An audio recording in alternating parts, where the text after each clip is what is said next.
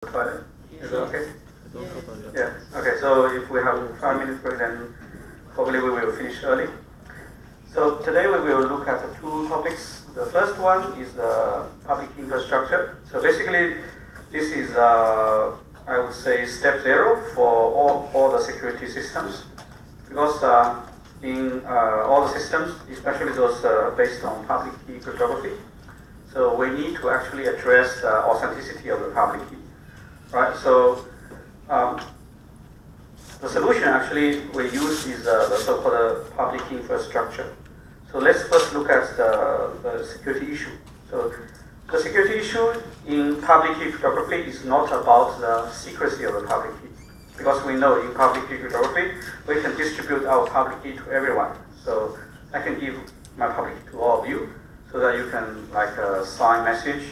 You can encrypt message to enter my public key, and then I can decrypt. Only I can decrypt the message, and I can also sign my message using my secret key, and you can verify my signature. Right. So everything seems good, but there is one issue. So how can we guarantee the public key we obtain is the real public key of the user? For example, when I send my public key to you, or I put my public key in a public directory. So how do you guarantee the public key you download from the directory is the real public key I uploaded? Maybe someone will try to replace my public key by a different value. This is called a key replacement attack. So if someone say Alice is maybe not Alice, maybe Eve is a malicious user. So Eve replaced my public key by a different value, a different public key generated by her. Then when you encrypt, you assume the public key is my public key, and you encrypt the secret message under the wrong public key of Eve.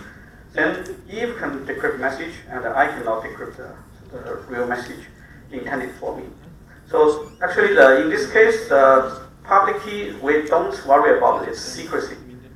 So the value can be known by anyone, but we concern the authenticity of the key, right? So how can you guarantee you obtain the real public key of the user? So that's basically the problem we try to address. So this is, as I said, step 0 of any security system based on public key cryptography.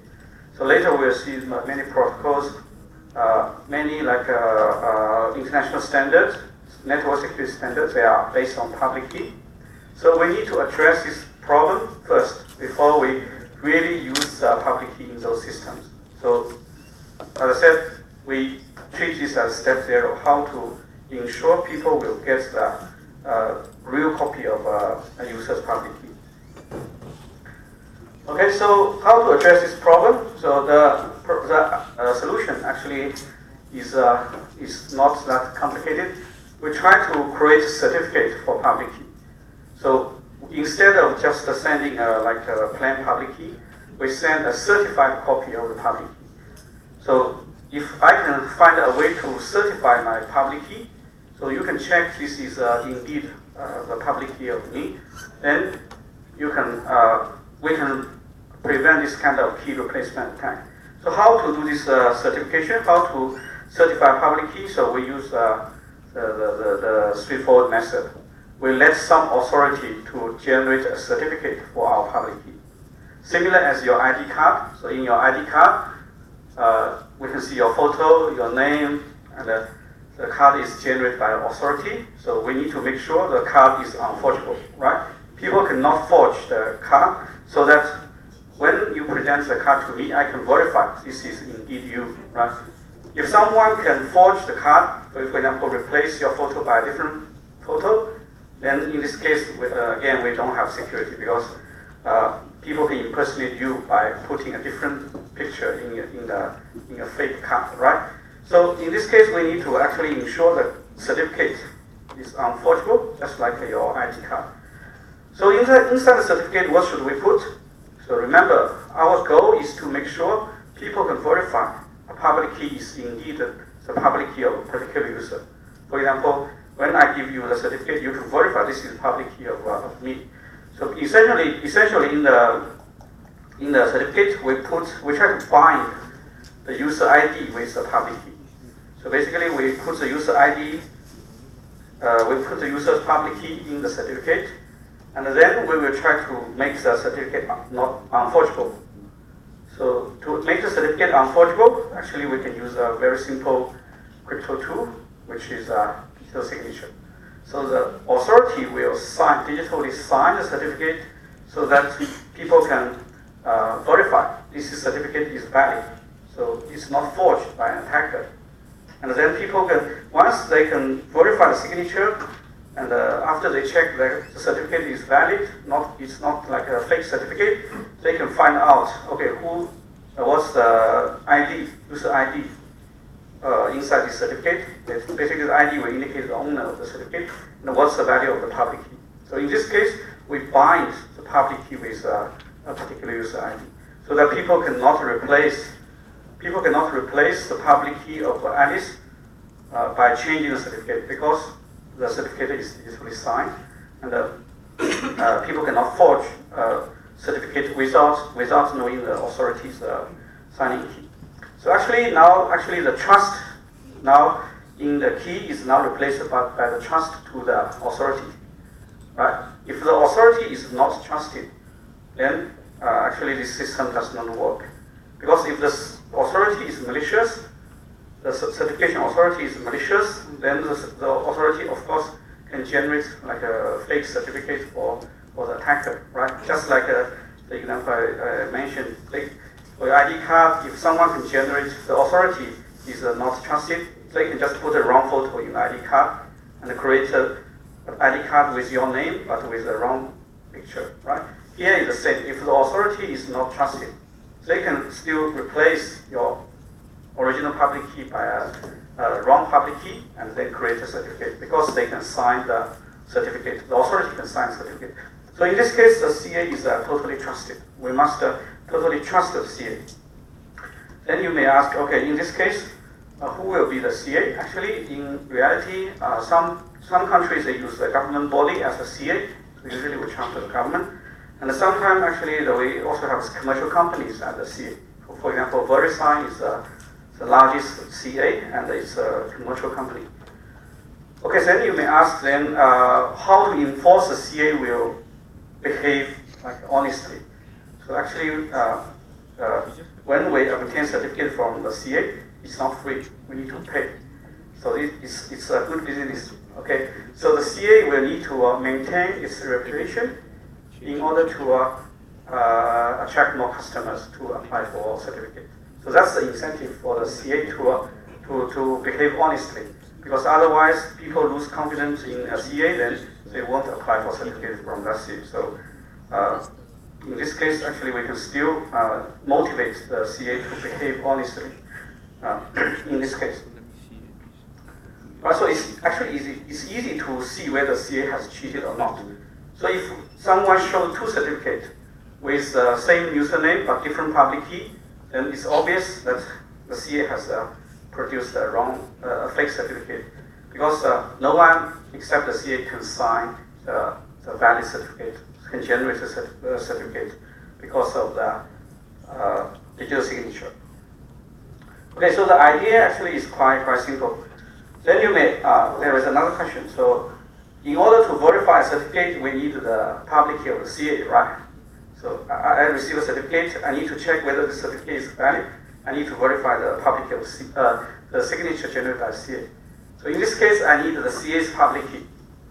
Then the question is, how can I guarantee the public key I have is the correct public key of the CA, right? The problem now becomes verification of the correct public key of the CA. Because if I use the wrong public key for CA, then obviously, if the public key belongs to the attacker will forge certificate.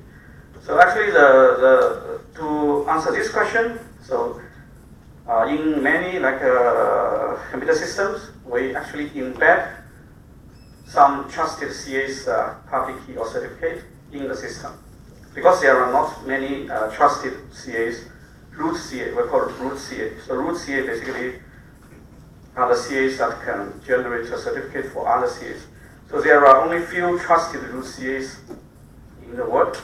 And then actually for many computer systems, for example Windows, when you install Windows, so if you look at the Outlook, web browser, Internet Explorer, and so on, so in many software, the root CA certificates are already embedded in the software. They are installed in the software by default. So that means if you buy the real copy of Microsoft Windows, you can guarantee the software has installed the correct public key of the CA.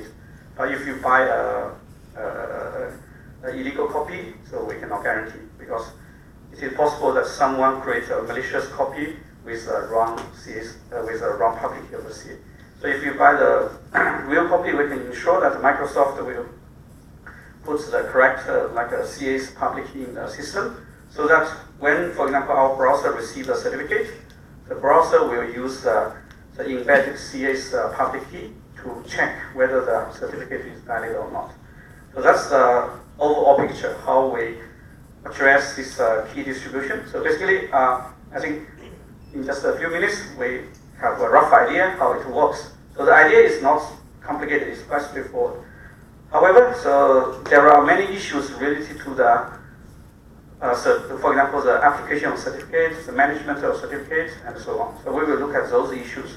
And later we will look at some examples of the PKI and the digital certificate, some current industrial standard for the certificate. Okay, so basically with public key scheme, actually we have to address the problem of this key authenticity. Basically we want to prevent the key replacement attack. Someone may want to replace our public key. Alright, so as I said, we can choose, if we have a trusted CA, then this problem can be solved by letting the CA generate a certificate for our public key, and the CA will digitally sign the certificate so that it is unforgeable. Alright, so in this case, actually, we must trust the CA to do their job correctly. So the CA in this case is a trusted third party. Remember, we have different third parties. We can have trusted third party, semi-trusted third party, and maybe untrusted third party. But in PKI, we always assume the CA is trusted. So, and as I said, we can have different ways to ensure that this CA will behave honestly. For example, the incentive of running this certification business. Okay, so the process is like this. So each user will submit the public key and then some other information to the CA. For example, if I want to get a certificate, I can use some software. For example, we can use PGP or OpenSSL. So I can use those software to generate a public and private key pair. And then I can give my public key to the CA. CA, of course, I also need to provide some other information. For example, my name, my username, and maybe also expired date of the certificate, and maybe also a serial number for the certificate, and so on. So all this information will be used by the CA to generate a certificate. Just like in your ID card, actually you have different items. For example, your picture, your name, the date of birth, and so on. So in the certificate is similar. So it includes many information, not a lot of information. However, the most important information, of course, is username and its public key. Because the purpose of a certificate is to bind the ID with the public key, so that people can verify this public key is indeed the correct public key of Alice or Bob. Okay.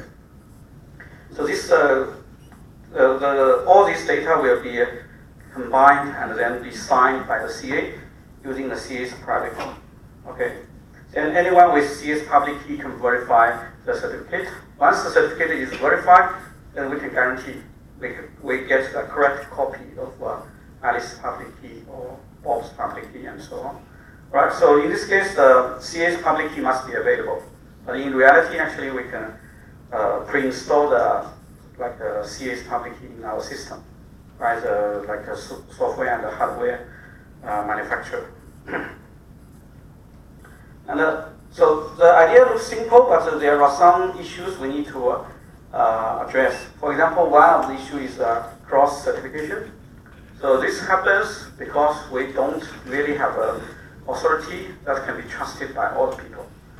People in different countries, they will trust different authorities, right? So people in US, people in China, people in Singapore, they may not trust the one universal CA. So in this case, if people have different trusted authorities, we need to address this cross certification problem. For example, I trust like a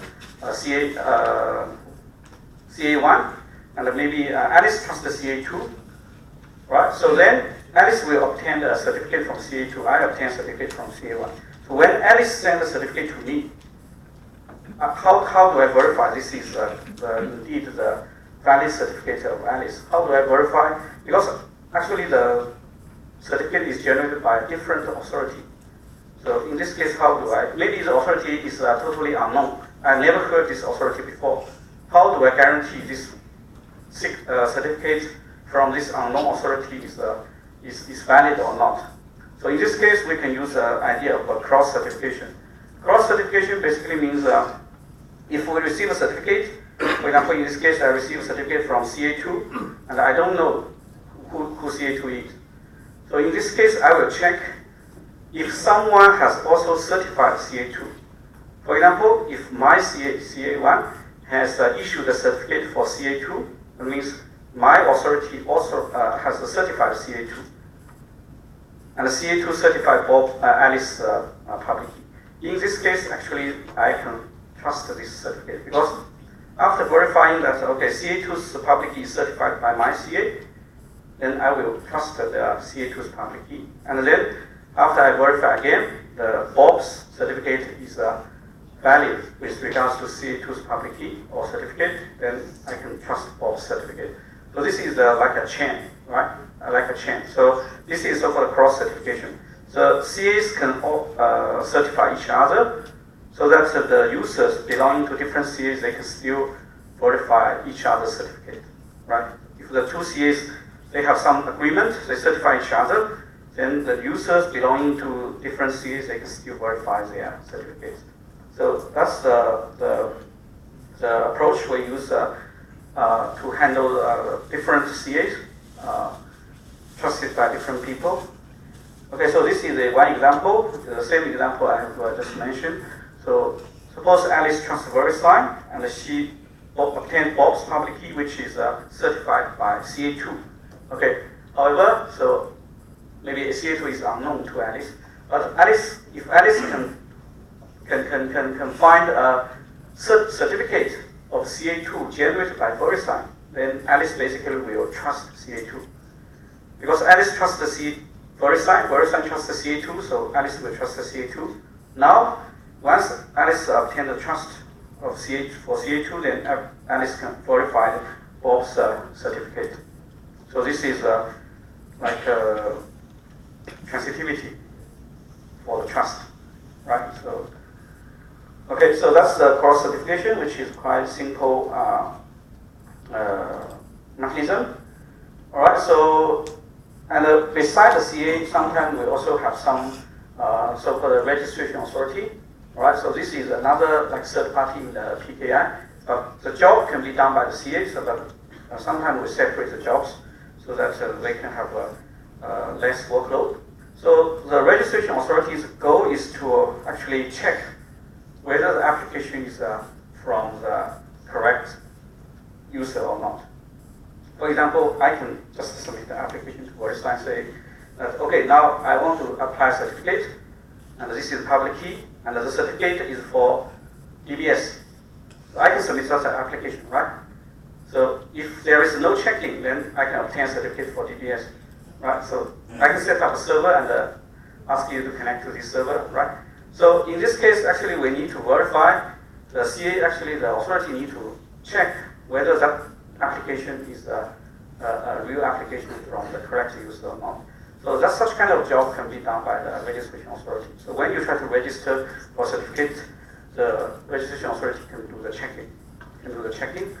And then the easiest way for critical application, actually the checking is very simple.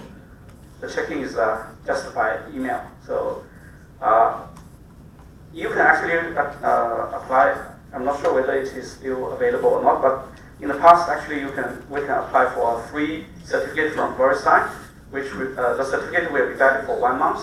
So you just give your email address, and then VeriSign will give you a certificate. And the certificate actually is how to check whether the user is the correct user. So they create a certificate for your email address. So how do they check? They just send the certificate to your email. If you can open the email, then you can get a certificate. So that's the simple way. But for like a financial institution, for like a critical systems, the checking actually is very strict. They may use your physical post address to check the identity. They may even require the user to present in person in order to apply for a certificate. And in some situations, they may also need to let the user prove they know the secret key. So essentially, the registration authority may require the user to prove the key is generated correctly, honestly. So why this is required? Because some smart attackers, they can perform some attacks. So the attack, in general, the attack is like this. Suppose I obtain Alice certificate, I know Alice public key. Then I can generate a special public key, which is based on Alice public key. So the key is related to Alice public key, but not identical.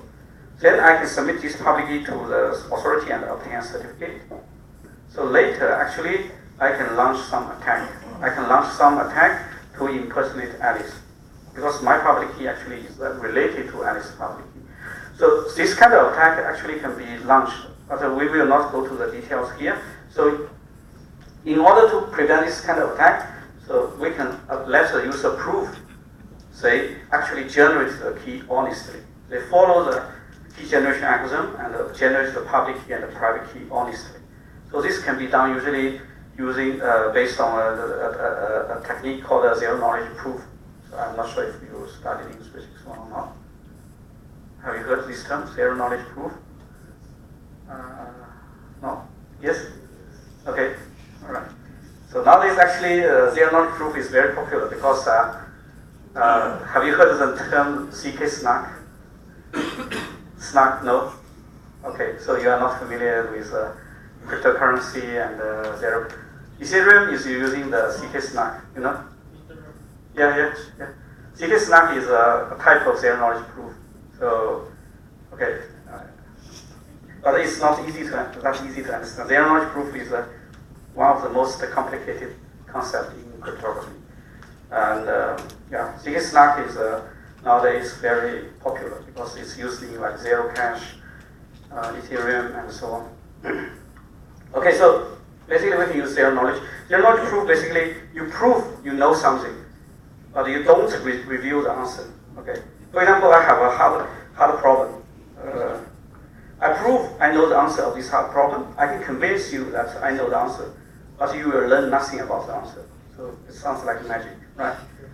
In Ethereum, you can prove that you perform the transaction honestly, but without revealing, for example, the amount or your ID to other people. So you just prove I did my job honestly, but I don't reveal any secrets to you. So you don't learn anything. You can only verify I did my job honestly. So that's the rough idea. So here is similar. You can prove that you generate the public key honestly and you know the secret key, but you don't reveal your secret key to the verify, to the registration authority.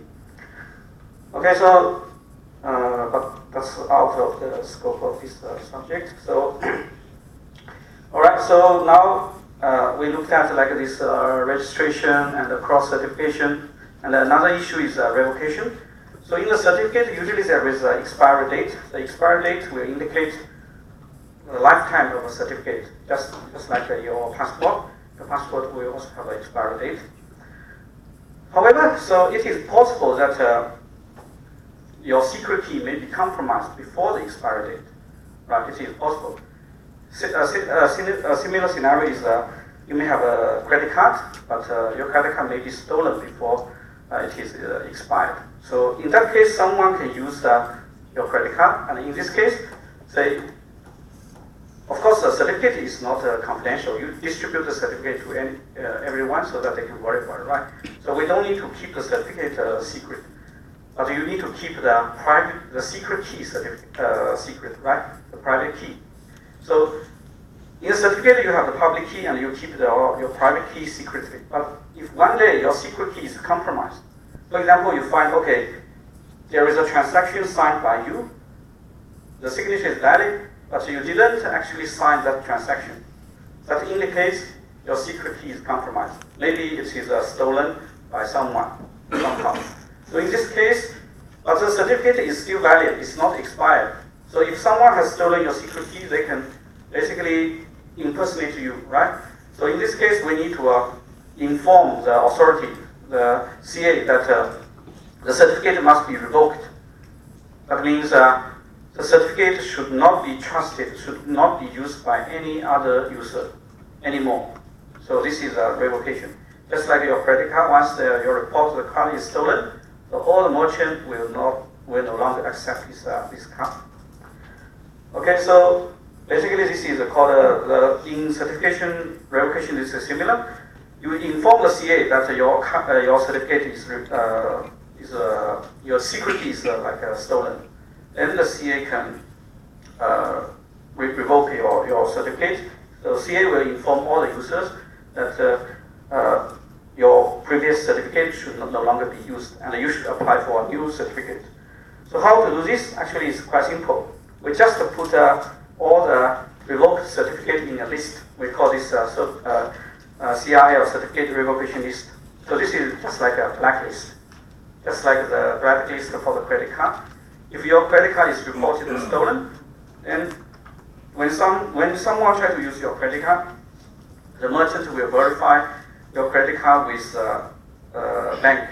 If the credit card is in this blacklist, then the transaction will be denied. Here is similar. So when you try to use a certificate to encrypt data or to verify a signature, you need to check whether this certificate is revoked or not. If it is in the blacklist from the CA, then you need to you should reject this ciphertext or signature, because you should reject the signature or refuse to use the certificate, because it's already compromised. It's not no longer a valid certificate. It's being revoked. And there are different ways to implement this revocation list. So we can use either the blacklist or the whitelist. So blacklist means we put all the compromised certificates, all the bad certificates in the list. Right? Another way is to put all the good certificates in the list. So there are two ways. And there are disadvantages and advantages and disadvantages of either approach. And you will do some exercise in the tutorial to discuss the advantage and disadvantage of using a blacklist and a whitelist. So in general, actually in reality, we use the blacklist. Okay. So now, eventually,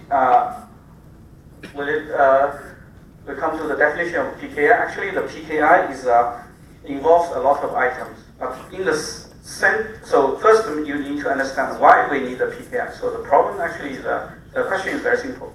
We want to make sure we get the correct public key of the user. We will need a way to verify this is indeed the correct public key of the user. So what are the items involved in a PKI? So actually the core component is the certificate. Everything else is surrounding the certificate. For example, who creates a certificate, right? So how do we manage certificates? So how, for example, you need to do this cross certification, or need to do this revocation and so on. So in the center of this PKI is the certificate. So we have all the other items or entities surrounding the certificate. So basically, these entities will involve in the creation and the management of the certificate. Okay, so that's the general definition of PKI. Okay, so as I said, certificate, you don't need to keep it in secret, because certificate is essentially a certified public key. So it's just a certified public key. So you don't need to keep your certificate confidential. So certificate can be stored in like a repository, in a public directory. So you don't need to worry people can replace your public key, because if they want to replace your public key, they need to forge the signature of the CA. They need to create a new certificate. But that's if you use a secure signature, that's infeasible. Right. So for example, you can find like the certificate in many software systems. For example, in Internet Explorer, Firefox, or the Outlook, you can find all the certificates. And there are some like trusted root certification authorities. So these are the authorities that issue certificates for other people. So we call it a root certificate because later you will see actually the PKI structure can be in a tree. So the root certificate can create certificate for other CAs, like other intermediate CAs. So we can have a tree structure. So the root certificate actually will be pre-installed in the software, so that if you buy the real software, then you can guarantee, okay, so you have the true public key of the root certificate, then you can use those public key to verify other certificates. All right? But if you buy a fake copy, so we cannot guarantee. Maybe the embedded root certificates, root public keys, fake public keys, are the malicious public keys generated by the attacker. Okay, so of course you can also import, export, or delete certificate from the repository. Okay, so another remark for this PKI is actually in PKI sometimes we also have we can also do this timestamping service. So this is to basically guarantee, for example, a transaction is certified with regards to the time. So for example, when we try to do a transaction or sign a contract, we can let a third party to certify that this transaction is indeed performed at a particular time. And in this case, actually, we can use the so-called timestamping service in PKI. And then the timestamping service actually is similar as the notary service in our standard life, right? We can, for example, we can have some document, and basically the timestamping service can just put a timestamp to ensure that the people can verify stamping. Timestamping service, basically you add a timestamp and you digitally sign everything with a timestamp. So the timestamping server will do this process for you. And in this case, actually, the timestamping service is timestamping server is also a trusted third party in the system.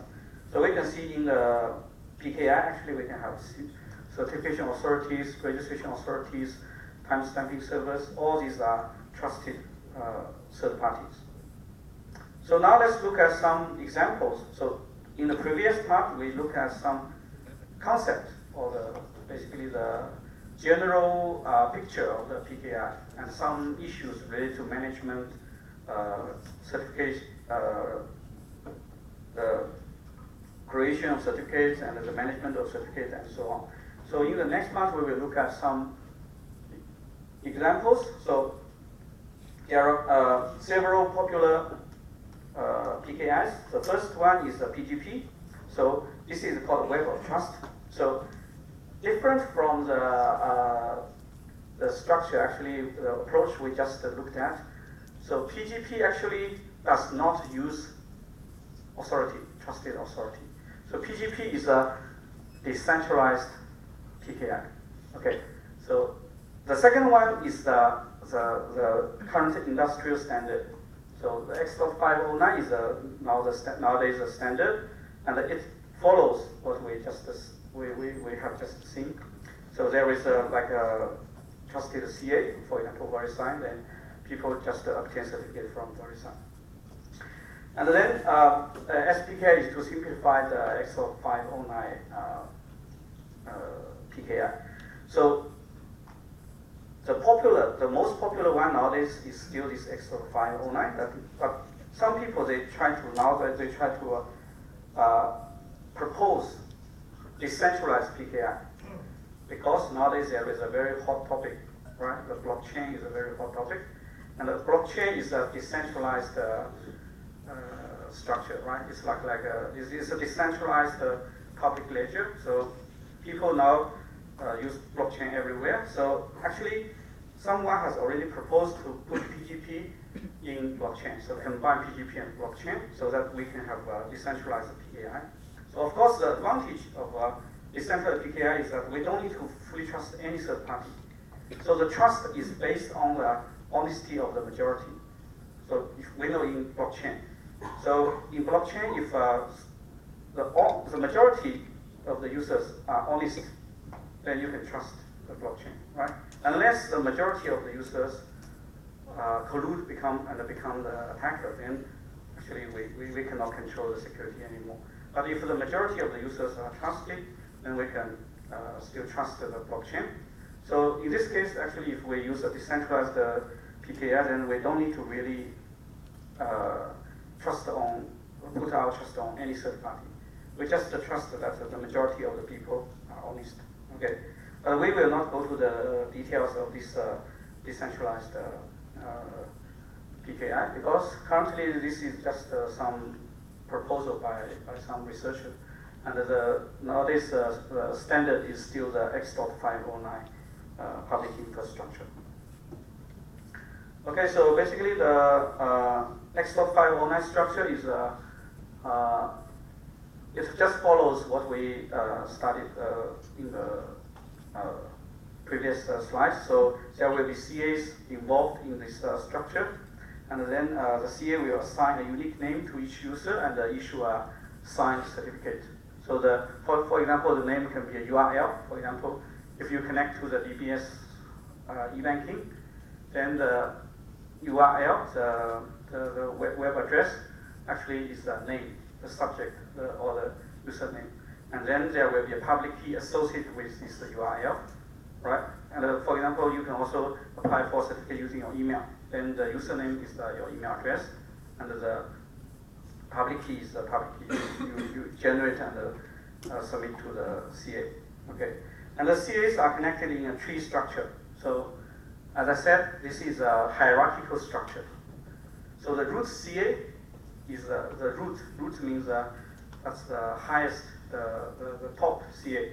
Top CA can generate certificate for intermediate CA, just like consider a hierarchy in a big organization. So the boss is like the root CA. The boss can delegate the right to generate certificate to the managers. Whenever boss can generate certificate for the managers, each manager can then generate certificate for the individual users. So in this case, we have a hierarchy, and the advantage is obvious. So we don't need to go to the boss every time. If some new employee joins the company, they can just ask the manager to generate certificate, right? So we can follow basically in the cross certification, the boss can certify manager's public certificate, and the manager can issue certificate for the employee. So in this case, so the boss will not become the bottleneck of the system. So we have a better architecture. Okay, so this X.509 is a standardized public infrastructure. Right, so the structure, actually the basic structure is, the idea is not that complex, but the management, mainly the certificate management is very complex. So here is just an example of X.509 certificate. So I just list some core components, but actually there are some other items. So in the certificate, you can find many data fields. For example, the version. So this indicates which version of the certificate you are using. So we have X.509 version 1, version 2, version 3. So nowadays the latest version is version 3. So different versions, they have different data fields. Okay, but the core components are the same. Serial number, so each certificate will have unique serial number because you need to handle like revocation. If you want to do revocation, you need to put the serial number of a bad certificate in the blacklist. So the algorithm basically this tells you what signature algorithm will be used by the CA. So which algorithm will be used by CA to sign this certificate. And then the issuer is the name of the CA, who issued this certificate, and the lifetime of the certificate. Subject is the name of the user. For example, it can be a URL, it can be an email address, and so on. And then the subject's public key, that means the user's public key, right? We try to bind this user with this public key. So this is the username, this is the user's public key. And the CA will sign all this information. All this data will be signed by the CA. Okay, so if you look at the real certificates, actually they follow essentially the same. We have 5 folks. Okay.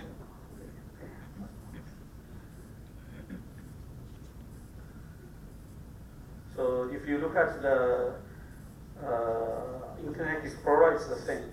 Okay, maybe let's just go to DBS.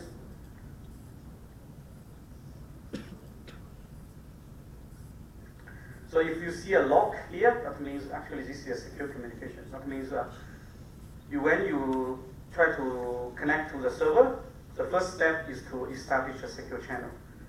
So after you establish a secure channel, then you can log in, you can give your username, password, all this information will be encrypted, and other people cannot see the data. So this is done by, if you see the HTTPS, that means you are running the TLS or SSL protocol, and that's one of the standards we will study later. So basically, TLS and SSL allows your browser and the web server to create a secure channel. Then you can encrypt and authenticate all the communication through this secure channel. So you just create like a secure tunnel between the two devices, all right? So this secure tunnel is created by using the TLS or SSL protocol. So in this case, actually, for the normal TLS SSL protocol, so usually we need to do authentication. So the authentication for the server is done by using public key certificate. And then the authentication for the user is done by using password. So after you create a secure tunnel, you can send your username password through the secure tunnel, and the server will verify your username password. Right, so basically the server will need a public certificate in order to,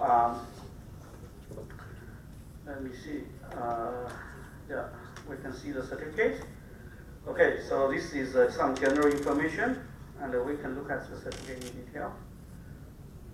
So now, okay, we can have a look at the certificate. So the version here, you can see that this is version 3, right? This is version 3 of the certificate. Serial number is a serial number of the DBS, the certificate for DBS server. The signature algorithm, that means the signature used by the CA to generate this certificate, which is in this case is SHA-256 with ISA encryption. That means actually the signature is a hash and a sign. You hash all the data in this certificate using SHA-256, and then you will use ISA to sign this hash digest. So issuer, actually here you can see who issued this certificate. So this is issued by this certificate. Actually you can see the hierarchy here. This is the root certification authority. Root. The root can create a certificate for the intermediate CA. So in this case, this L1M is the intermediate CA. Intermediate CA can create certificate for the next level users. So this is like a tree structure, a hierarchical structure. So this is the root CA certificate must be installed in this browser. Otherwise, if the root CA certificate is not recognized, then the browser will give you a warning, a warning saying that okay, there is something wrong with the certificate or something like that. Okay, so all right, so the issuer, and then here we have the lifetime. Subject basically is this website. So this certificate is just for this dbs.com website. Okay, and then subject's public key. So you can find, for example, in this case, actually, we use the DBS server also use ISA. So you can also find the key, the DBS server's public key. This is a 2048-bit ISA public key. Okay, so there are some other fields here. So for example, now here, last one is the certificates, the CA signature. You can find the CA signature on this certificate. So basically that follows what we just looked at in the slide. So all these items actually we can find in a real certificate. Right, so that's the structure of the X.509 digital certificate. Okay, so we almost finished the PKI part, but there are some other information about PKI. So we also have different PKI trusted models. Some of them are practical and realistic, but some of them are just theoretical models. So the first one is the monopoly model. So this actually is not practical because this model assumes there is a universally trusted CA, but this is impossible in the real world. So maybe this model is applicable if you have a small business. Maybe you can have a root CA, and then the root CA just generates certificate for all the other employees. But in a large organization, this model is not practical. So in large organization, actually we use the dedicated CA, just like in the X.509. So in this case, actually we have a hierarchical structure. The root CA can issue certificate for other CAs, and the other CAs can issue certificate for the end users. Okay, so we can have a chain of certificate, just like the example you have seen. We have the 3 levels. Essentially, it's the chain. So basically, the root CA will sign the certificate of the intermediate CA. Intermediate CA can sign certificate for other intermediate CA, and then eventually this CA will sign certificate for the users. So in order to verify this user's public key certificate, we need to verify all these certificates in the chain to make sure all of them are correct. Okay, so that's the delegated CA, and actually in browser we use a combination of the delegated CA together with this so-called oligarchy model. So in this model, basically we have several trusted anchor or several root CA. So the browser will install several root CA certificate, and then each root CA can have a hierarchical structure, can have this dedicated CA structure. So in browser, we actually combine these two. So the browser will first need to make sure the root CA is installed in your browser. If it cannot find the root CA certificate, that means it cannot verify start from the beginning in the chain, then the browser will give you a warning. So it will ask you whether you want to continue or you want to close this web page. So if you click continue, it may further ask you whether you want to import the certificate into the repository. So you can choose to import the certificate into the repository. Then next time when you go to the same website, it will not give you a warning because it's already stored in the repository. So that's how the browser works. Okay, so the anarchy model is basically the decentralized model. So this is a web of trust used by PGP. So the idea is to use the other users in the system as the CA. So for example, I can give you one simple example. Suppose I trust Alice. Alice is a good friend of me, so I fully trust Alice. So I can obtain Alice's public key, maybe through I can copy the public key using a USB drive, or I can somehow obtain a trusted real copy of the Alice public key. So later, if Alice signs a certificate for someone else, because I fully trust Alice and I have Alice's public key, I can just verify the certificate using Alice's public key. But maybe in some systems, one trusted user is not enough. Maybe I need to find 2 trusted parties. So So if a public key is certified by two of my two close friends of me, so I have two close friends, Alice and Bob, they both sign certificate for this particular public key, then I trust this public key. So you can set the threshold by yourself.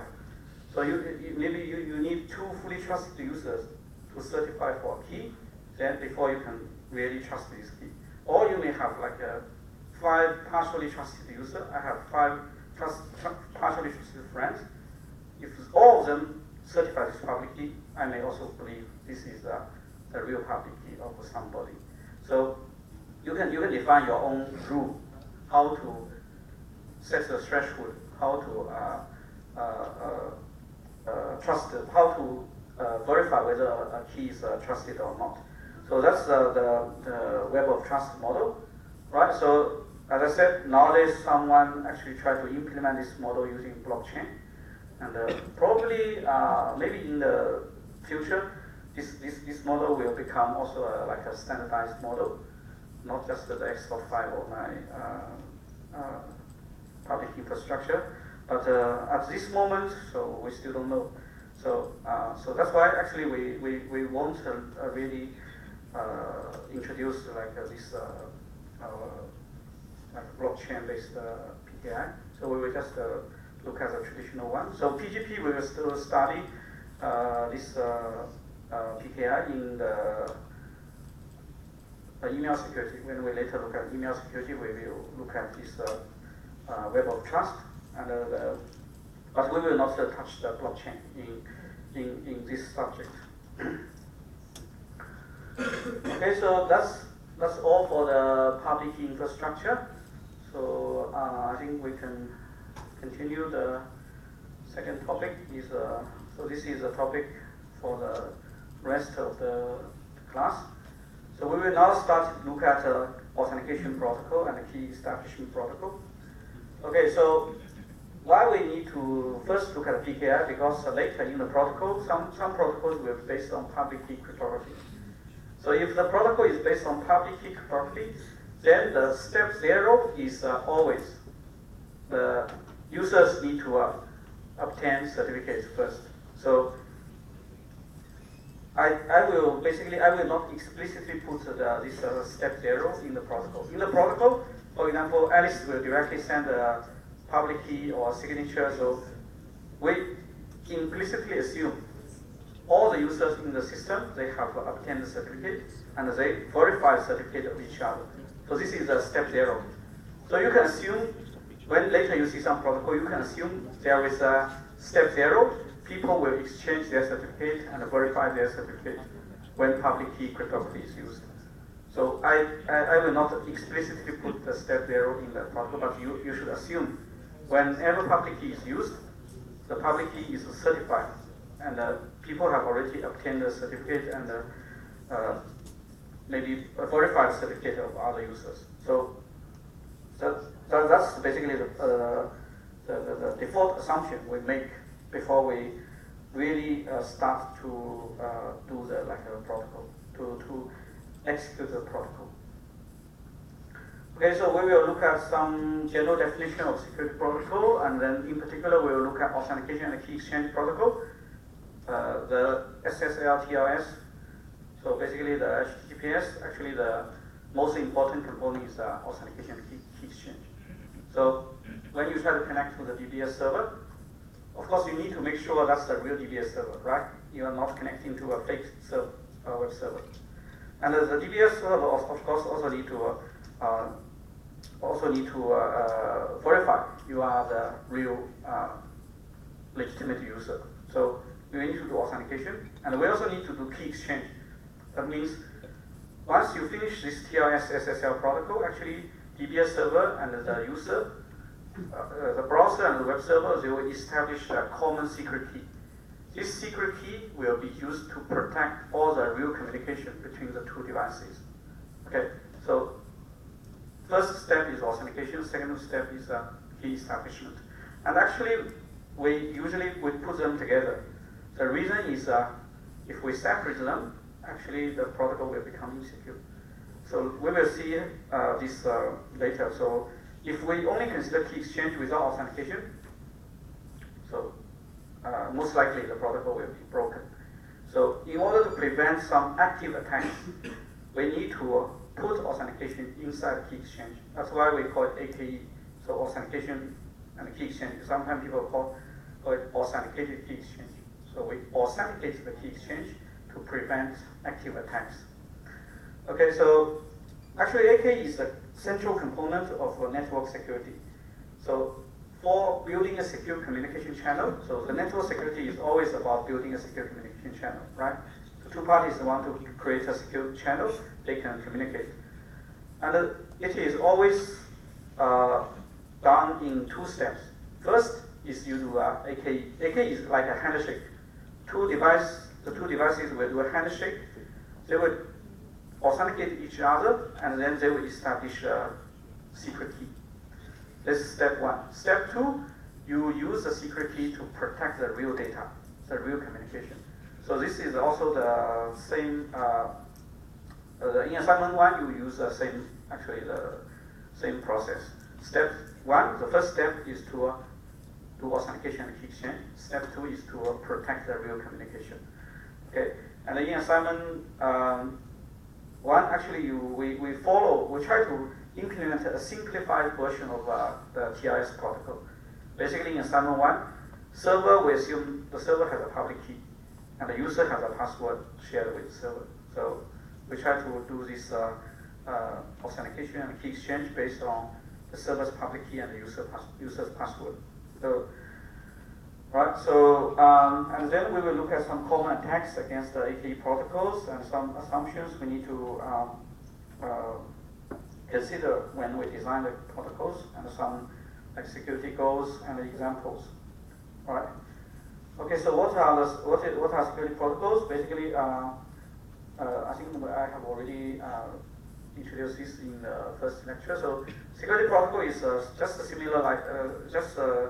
similar as other like a network protocol. So we define the rules for exchange information. Okay, and after we execute the protocol, eventually we will have some output. So for authentication and key exchange, the output actually is a shared secret key. Two users, they will communicate with each other. They will do this AKE protocol by following the format and the rules specified by a protocol. At the end, they will end up with a common secret key. The secret key is only known by the two participants, but it's unknown to the outsiders. Of course, other protocols may have different security goals. Okay, so the authentication and key exchange. So this is basically a high-level picture of the of AKE. So the two parties, they will do a handshake. They will exchange message. So eventually, after they do the finish the exchange, so we basically want to achieve two goals. First is we can let the two parties authenticate each other. So Alice will ensure the other party is Bob, and vice versa. Okay. And the second goal is, of course, Alice and Bob will establish a common secret key. This key will be used to protect their real communication. So here is just a handshake. If they want to do the real communication, they need to wait until this handshake finish. So this handshake will basically all the information they exchange in this handshake will be used to calculate the key. So they will use exchange information here to calculate the key. Okay, and the real data they want to send or communicate will be protected using this key. For example, you can use this key to encrypt the data, to authenticate the data, and so on. So that's the purpose of AKE. And then we have different types of AKE. So when we do this exchange or handshake, actually we must have some, because we want to do authentication, right? As I said, if we don't have authentication, we can still do key exchange, no problem. We can remove the authentication and still do the key exchange. But in this case, actually the protocol will be insecure against many attacks. So later we will see, for example, the Diffie-Hellman key exchange is a key exchange protocol. Alice and Bob can exchange information and obtain the same key. But the protocol actually is insecure. We can have, for example, the man-in-the-middle attack. How to prevent those attacks? We can use the authentication to prevent those attacks. So that's why we put these two together. And then you may ask, okay, how to do authentication? Actually, if Alice and Bob, they don't have anything, there is no way to do authentication, because if they have nothing in hand, how do they let the other party authenticate? Right? Authenticate the identity.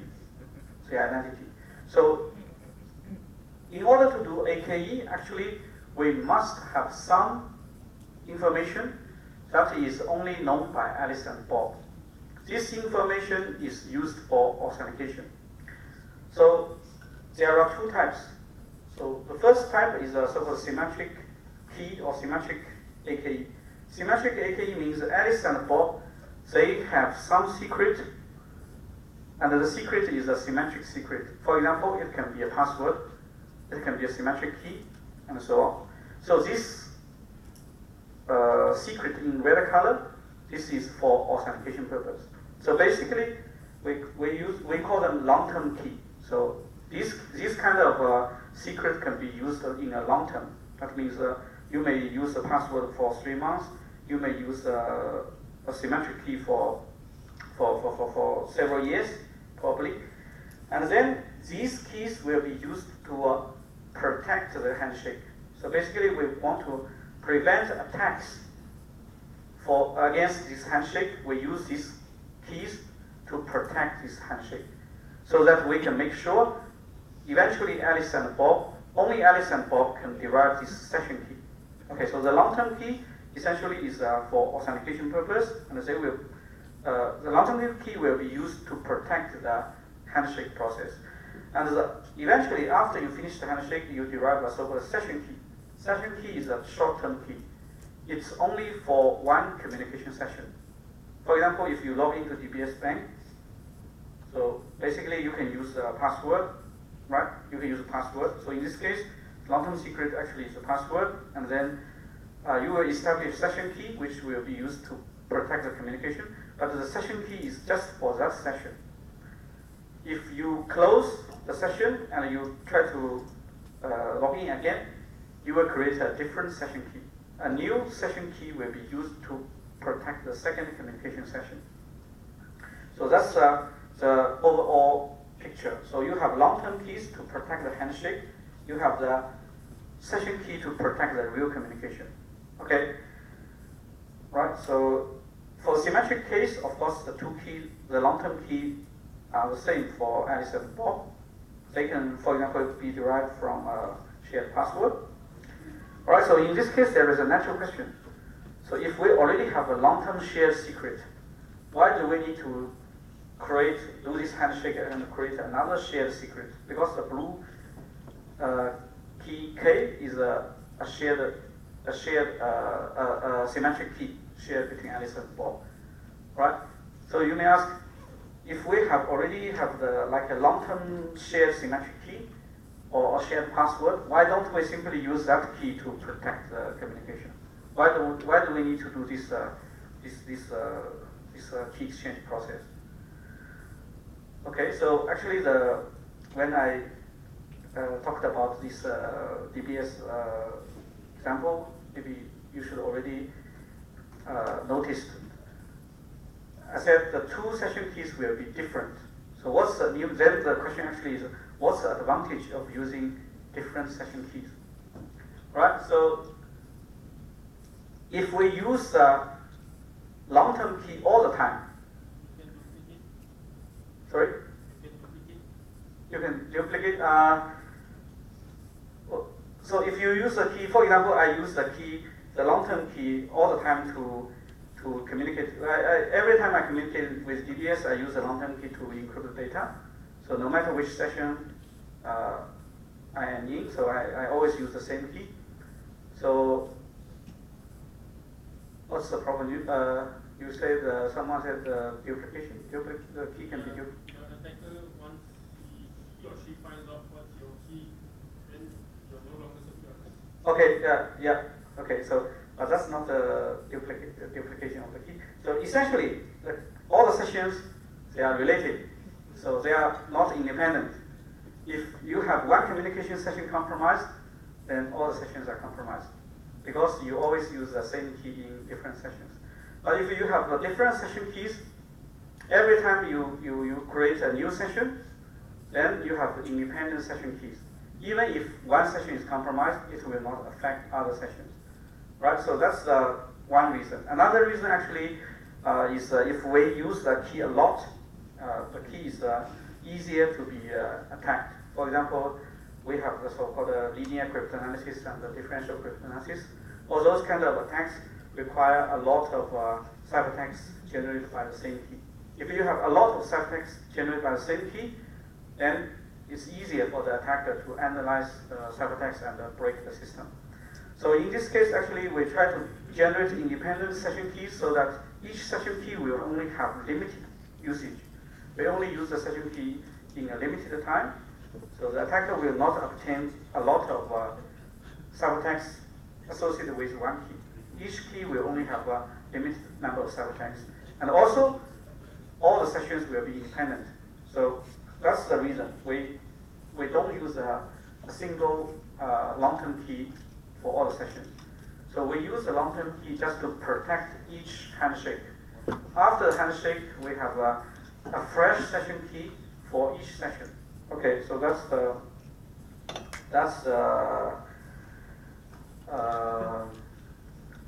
the reason we have different session keys.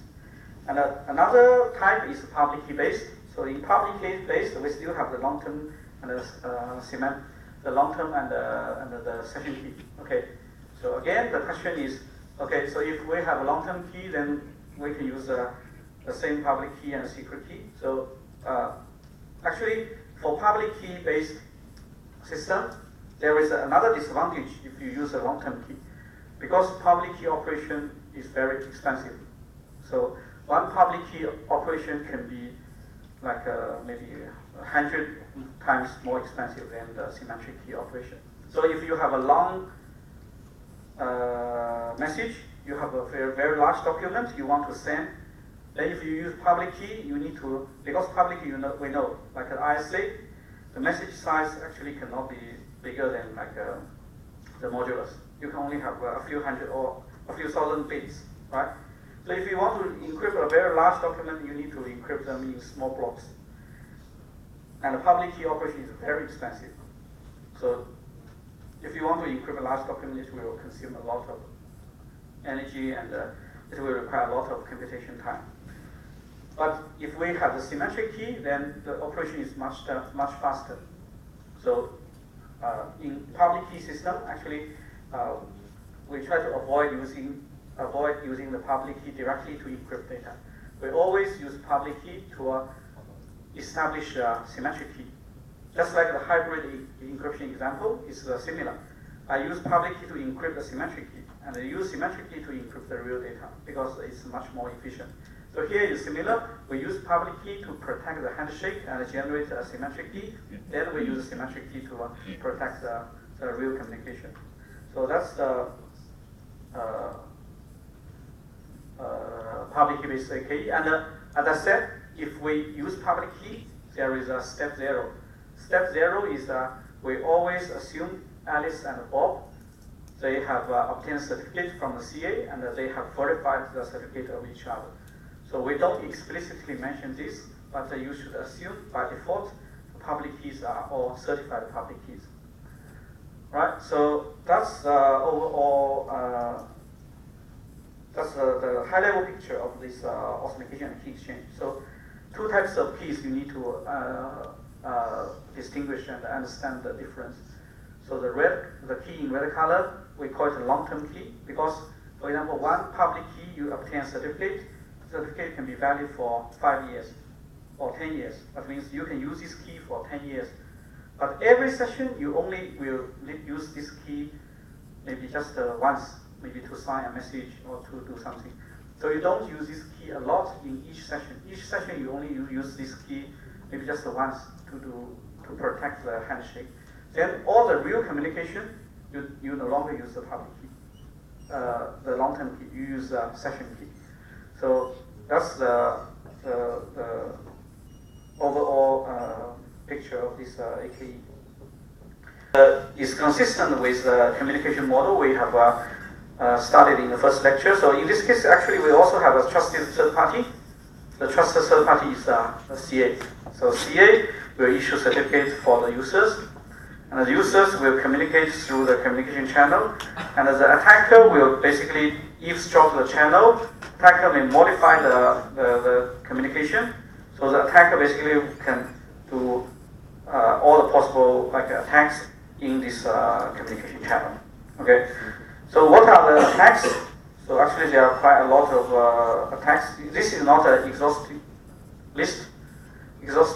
So I just listed some common attacks, but there are some other attacks. We can have the eavesdropping. This is a passive attack, right? The attacker just monitor the communication. We can have the modification attack. We can have the replay attack.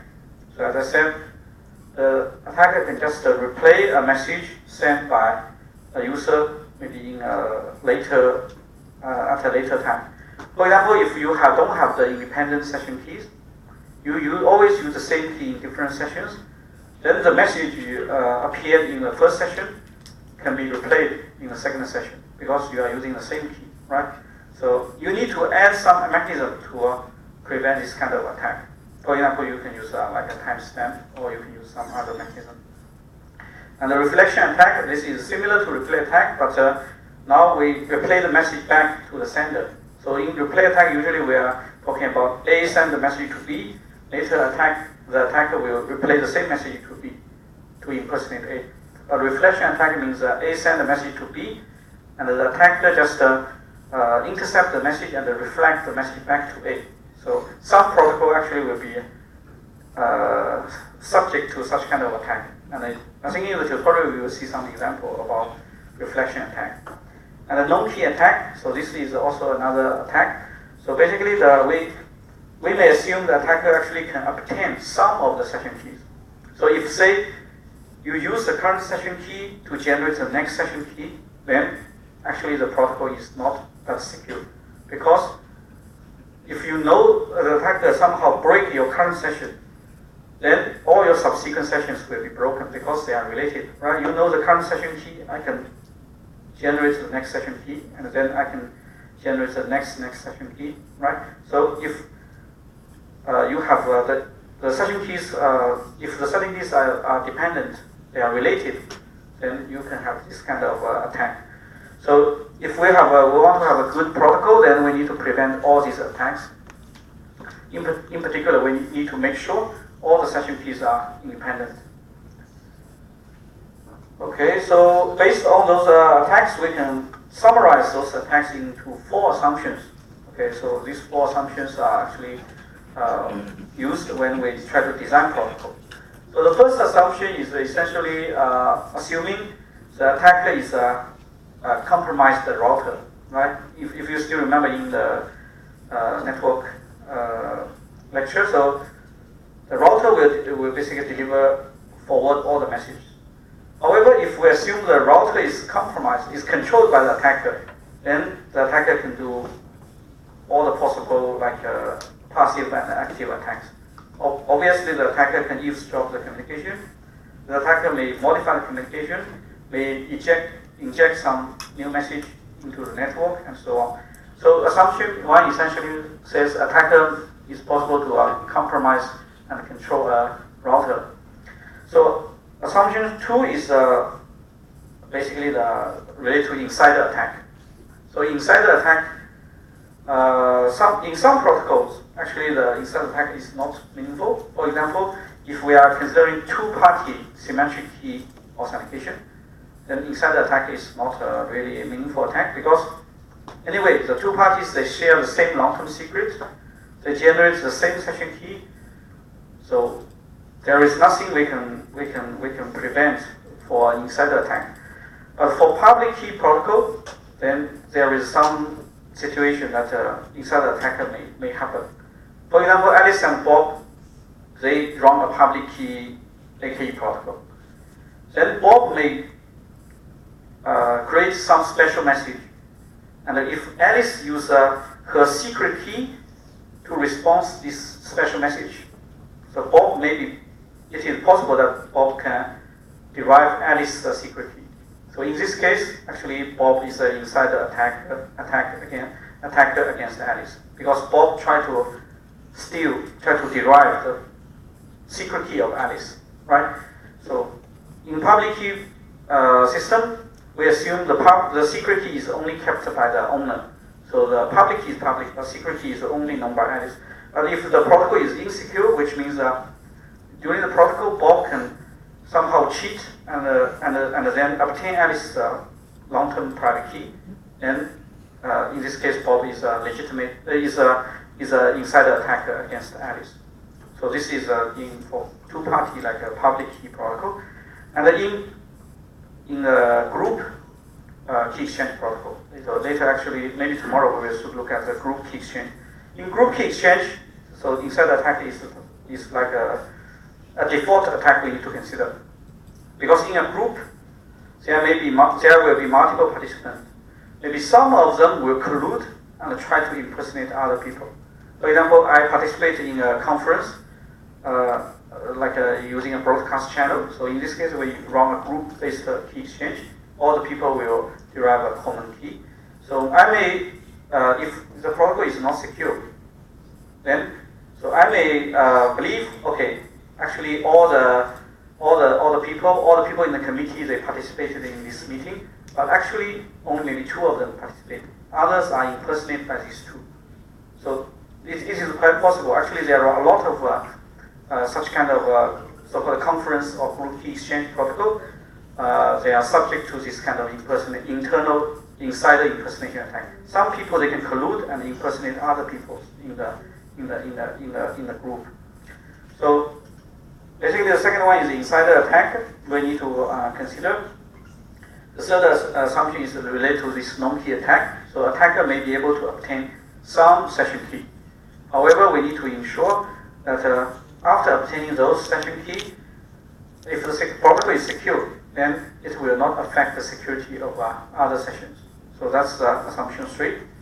Assumption 4 actually is not less intuitive than the other 3 assumptions. Assumption 4 says adversary may start like some parallel and concurrent sessions. Okay, so when Alice and Bob communicate in one session, the attacker may intercept the message and try to do some like interleaving attack and create 2 parallel sessions.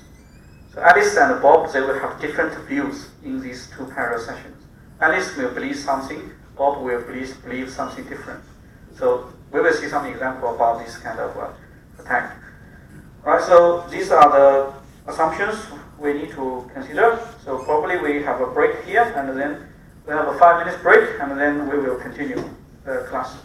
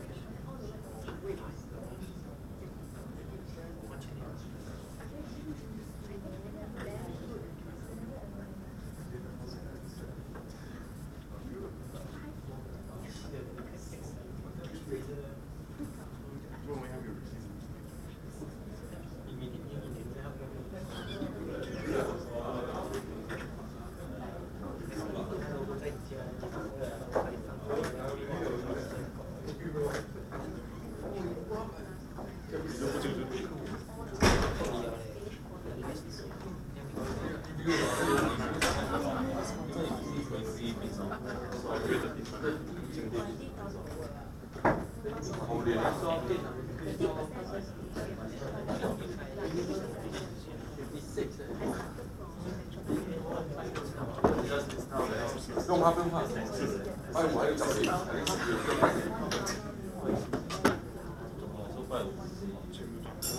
拜五该问，拜五问都不来不及了。啊，对。那个 T 呀 ，T J 需不需要？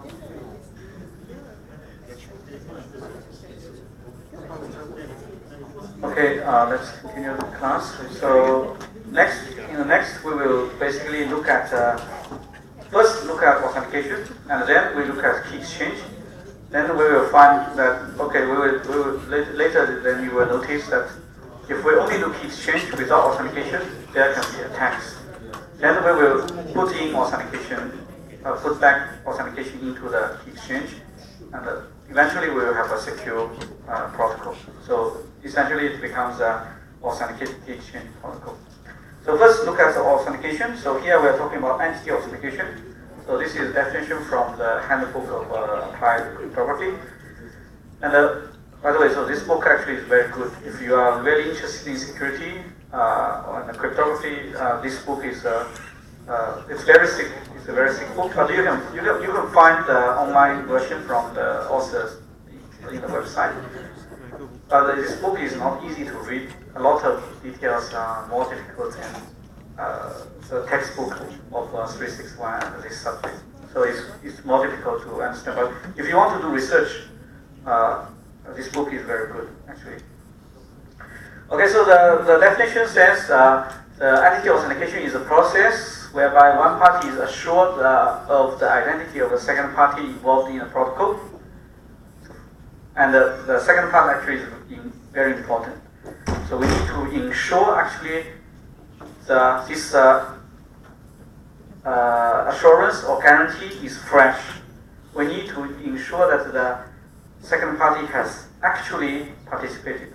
So we need to make sure when we get some evidence showing that one party is involved, we need to make sure the evidence is fresh.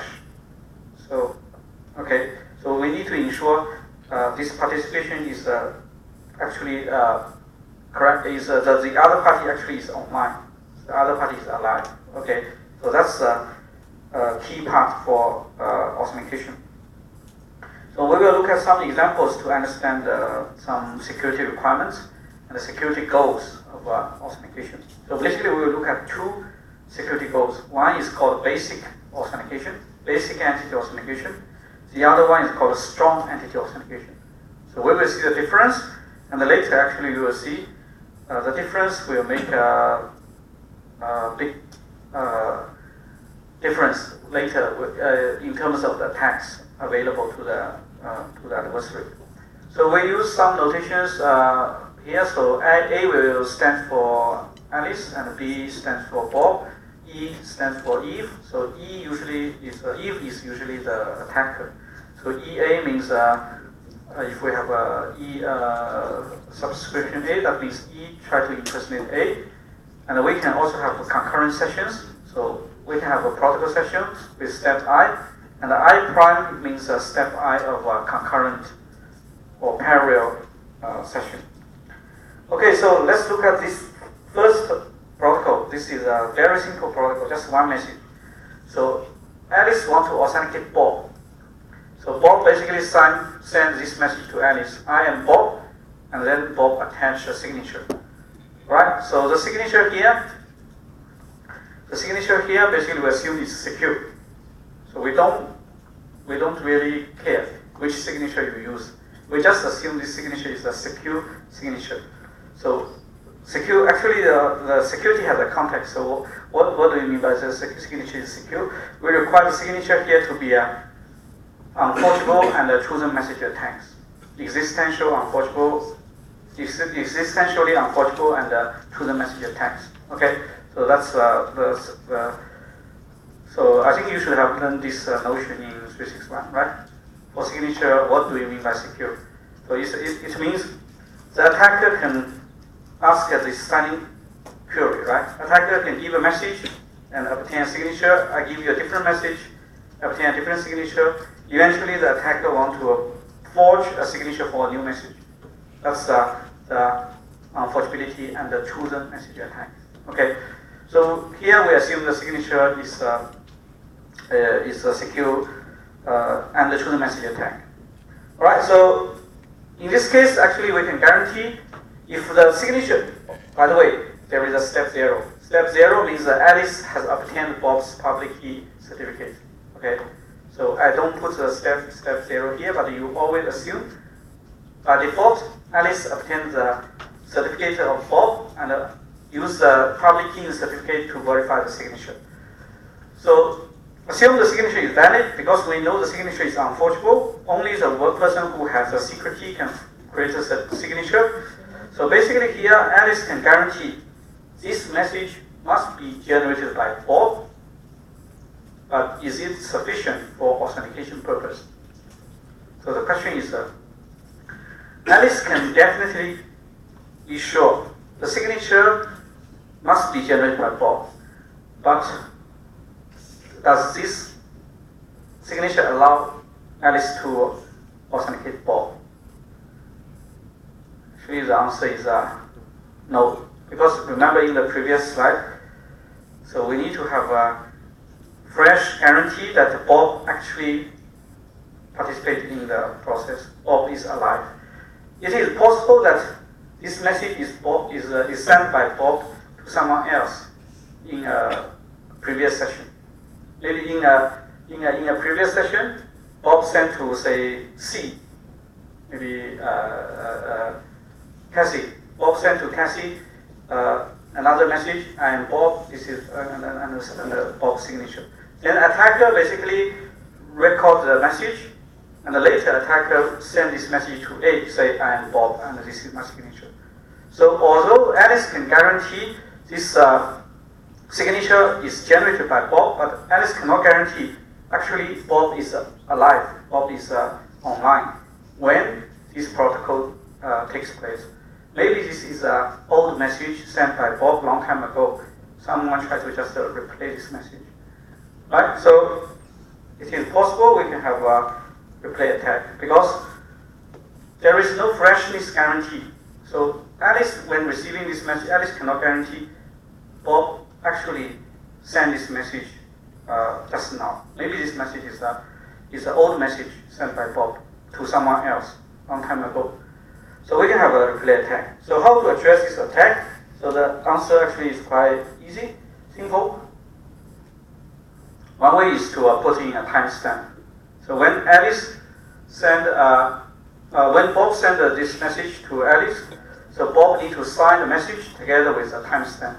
You put the timestamp in the signature. Then the receiver can verify. If the signature is valid, that means this signature must be generated at the time specified by the timestamp. So you can have some guarantee on the freshness of the signature.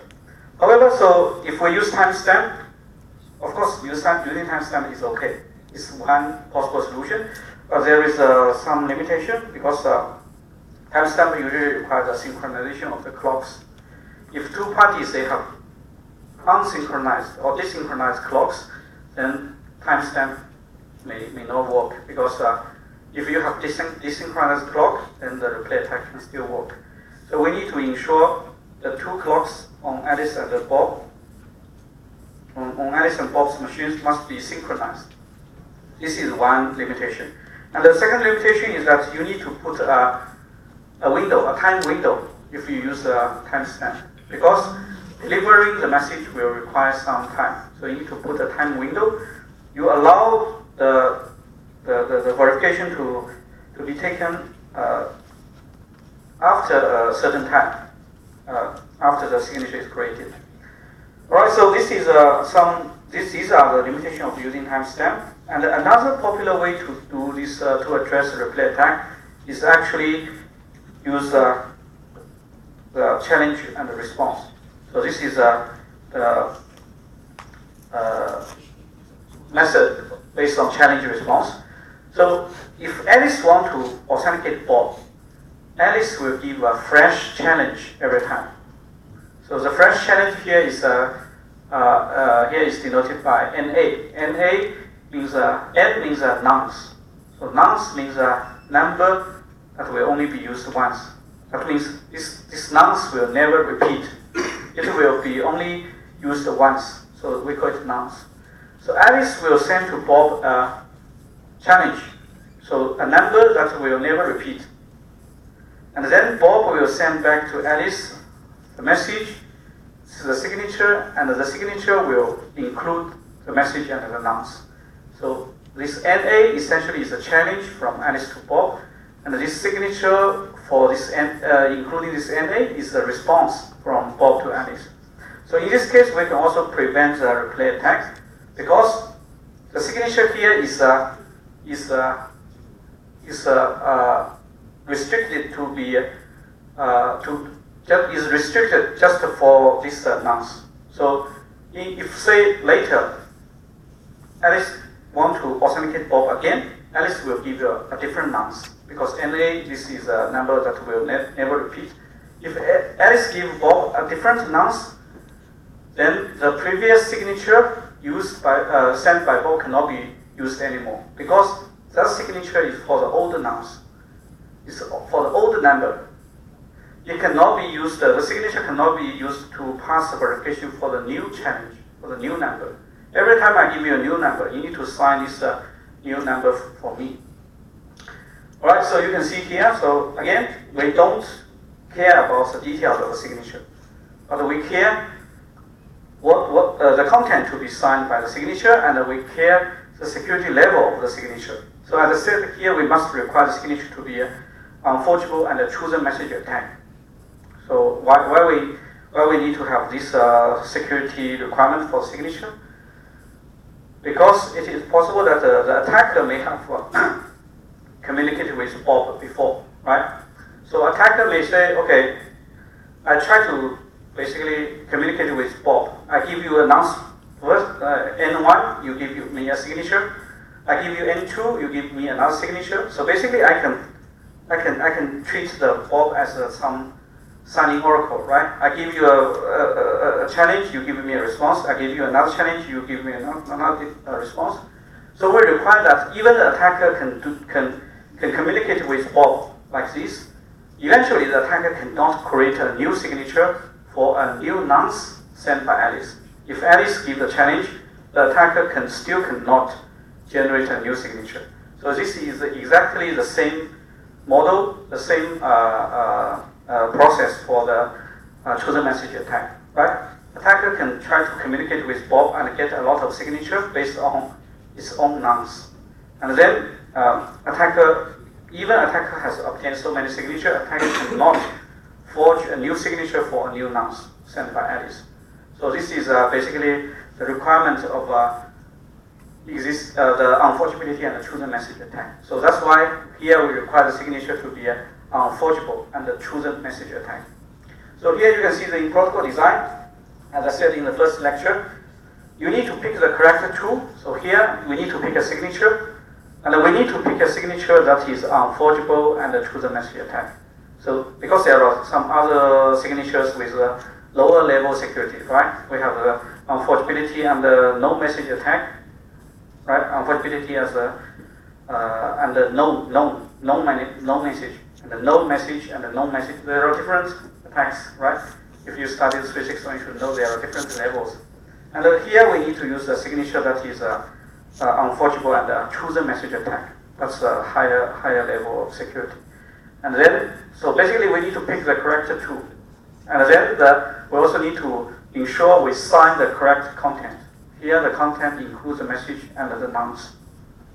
So you can see protocol design is like this. We use the signatures, encryptions, hash functions as building block, but we just need to care about the security level of those tools and how to use those tools. So what content should be signed. So that's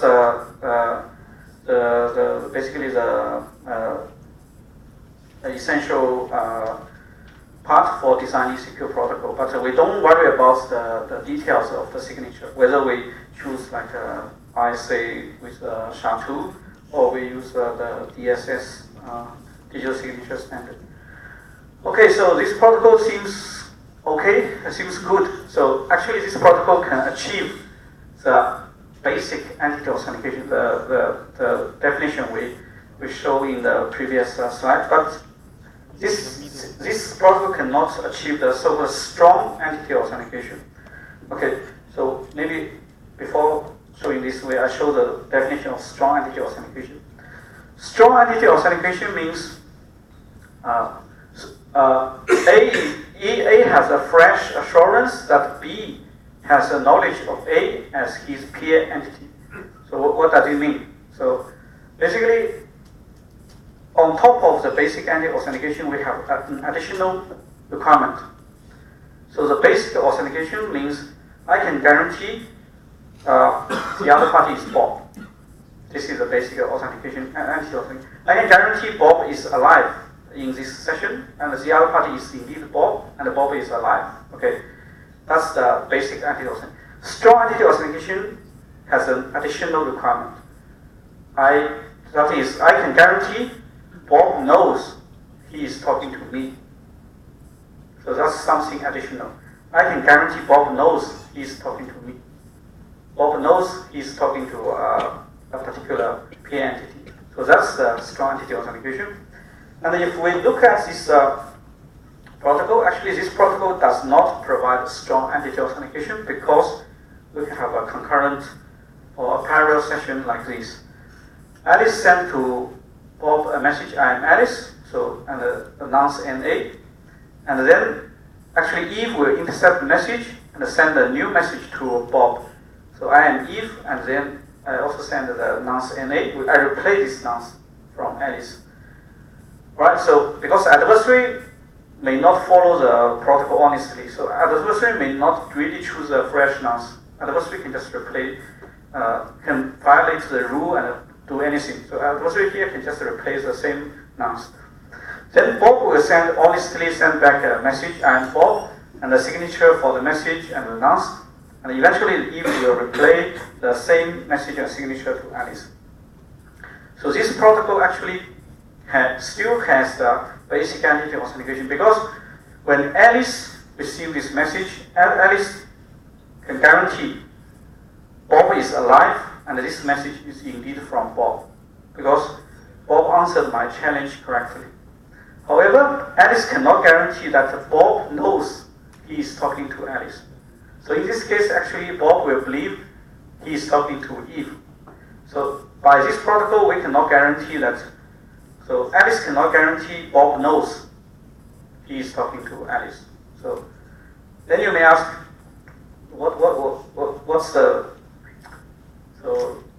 wrong? What's the damage caused by this kind of attack? So here, actually, you cannot see the damage, but later, when we look at the key exchange protocol and we apply this basic entity authentication, you will see some damage that can be caused by the attacker. So at this moment, you just remember this protocol does not provide strong entity authentication. There is such a scenario, and later we will see the damage that can be caused by Eve in this scenario. Okay, so how to achieve strong entity authentication? Actually, it's very simple. We just need to slightly modify the protocol. So we just add Alice's identity in the signature, then it will provide strong entity authentication. Because if Alice can verify this signature, so of course Alice still can guarantee Bob is alive. This is a fresh response because Bob has signed my challenge. And Alice can also guarantee Bob knows he is talking to Alice. Because in the signature, Bob has included Alice's identity, right? So basically this signature says, I am Bob, I know I'm talking to Alice, and this is Alice's challenge. So in this signature, it includes all the information, and Alice can guarantee Bob is fresh, is alive, and then Bob knows he's talking to me because Bob has put my ID in the signature, right? So it's quite easy to see that we can provide the strong entity authentication by simply adding Alice's identity here. Okay, so remember the two protocols. This one, protocol 2, provide basic entity authentication, and the protocol 3 will provide strong entity authentication. Then you may ask, what's the difference? The difference is basically here in this part. So later we will see if we apply the basic one and the strong one, there will be a difference. If we apply the basic one, there can be attack. If we apply the strong one, there is no attack. So we will see that when we look at the key exchange part. When we try to put authentication into key exchange, we will see the consequence of using strong entity authentication. So just to keep that in mind, so we will look at that later. So now let's look at the key establishment. Key establishment basically is to let two parties or sometimes multiple parties establish a common symmetric key, a common secret key, right? So there are some basic requirements for the session key. So we say a session, we call a session key a good key if it satisfies two conditions. First, the key is unique and independent from other session keys. So that's the requirement we want to ensure the independence of different sessions. So the session key must be fresh. That means that it is independent from other session keys. So this is the key freshness. The second requirement is the key is only known by the participant. Other people cannot derive this key. So the key is only known to the participant. Sometimes some trusted parties.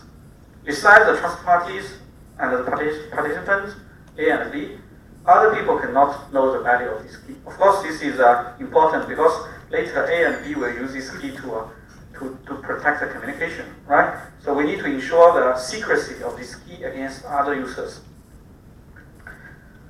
Okay, so there are two main categories of key establishment. First is key transport. That means one party generates a key and transfer this key to the other party. For example, you can encrypt under the other party's public key, right? And the second type is key agreement. So that means two parties or multiple parties, they will contribute to the value of this key. So it's the key is based on the input from both parties. So the typical example is Diffie-Hellman key exchange. So here is just again a quick review of Diffie-Hellman key exchange. So Alice will have a secret key XA, and then it will generate YA. YA is equal to G to the XA mod P, right? So that's what you studied in 361. Similarly, Bob will generate YB equal to G to the power of XB mod P.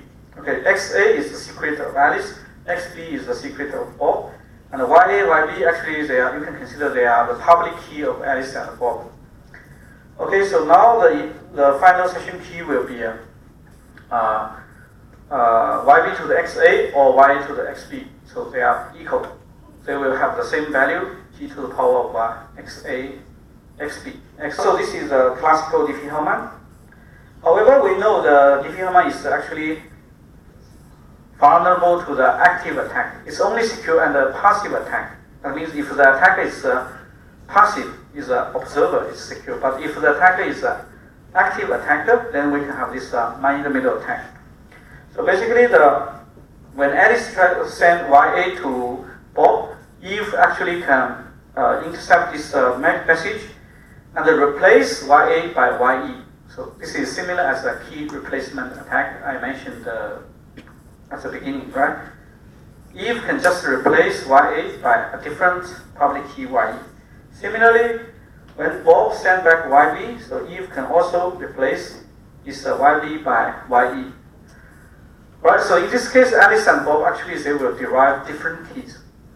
But the important part is Eve actually knows both keys because Eve knows the XE. So in this case, when Alice wants to send some message to Bob, Alice will encrypt using this K prime. And Eve actually can decrypt the message using K prime and then re-encrypt message using K double prime and send to Bob.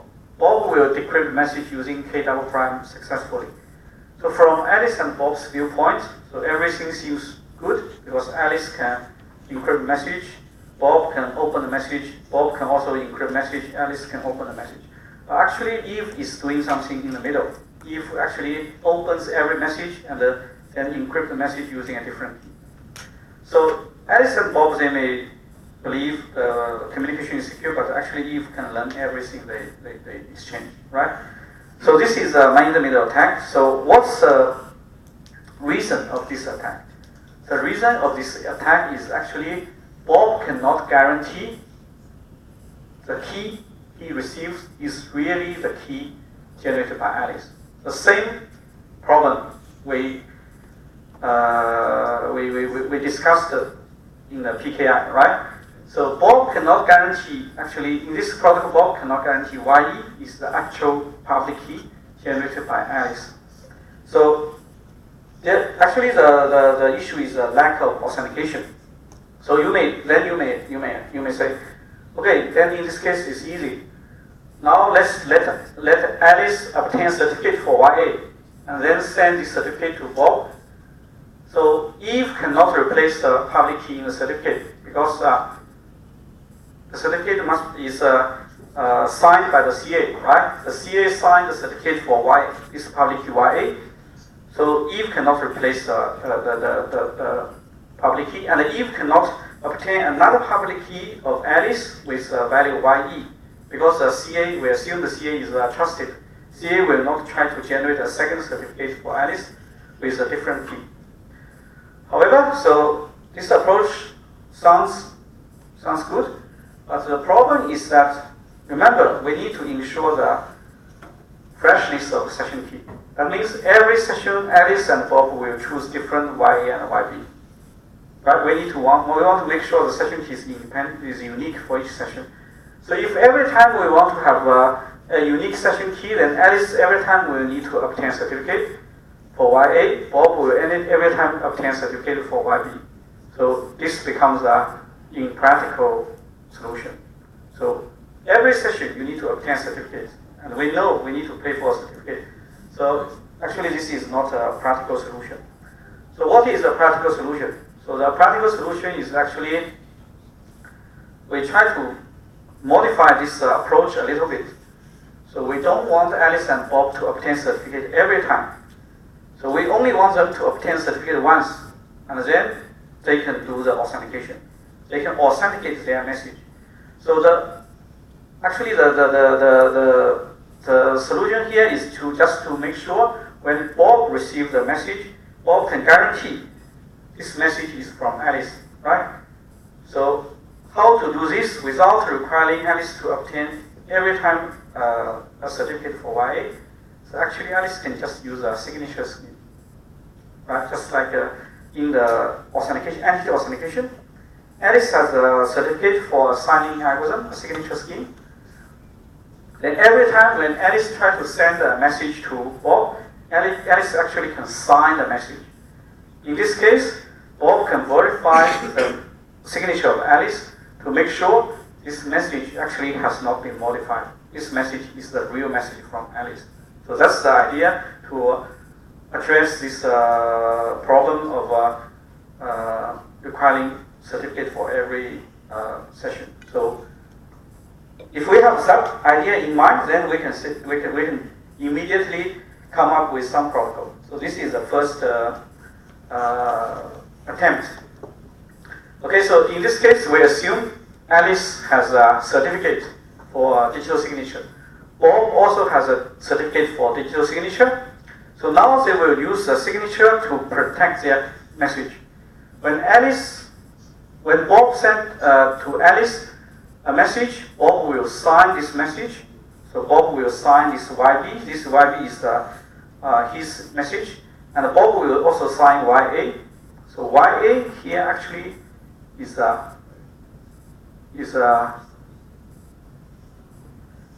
here YA actually has two purposes. YA and YB, they are the Diffie-Hellman component. YA is equal to G2XA, YB equal to G2XB. And they are also the challenge for the other party. Because YA and YB, they are randomly chosen in every session. So YA here is a Diffie-Hellman component, but it is also a challenge for Bob. So you can see here we are applying the basic entity authentication. This is the message Bob wants to send to Alice. We want to prevent people from modifying this YB, right? We want to prevent Eve from modifying YB to YE. So we sign this message, and to make sure this we can have a fresh guarantee for Alice, we sign also the challenge from Alice. So you can see this is a challenge from Alice. This is the response from Bob. Bob signs his message and the challenge.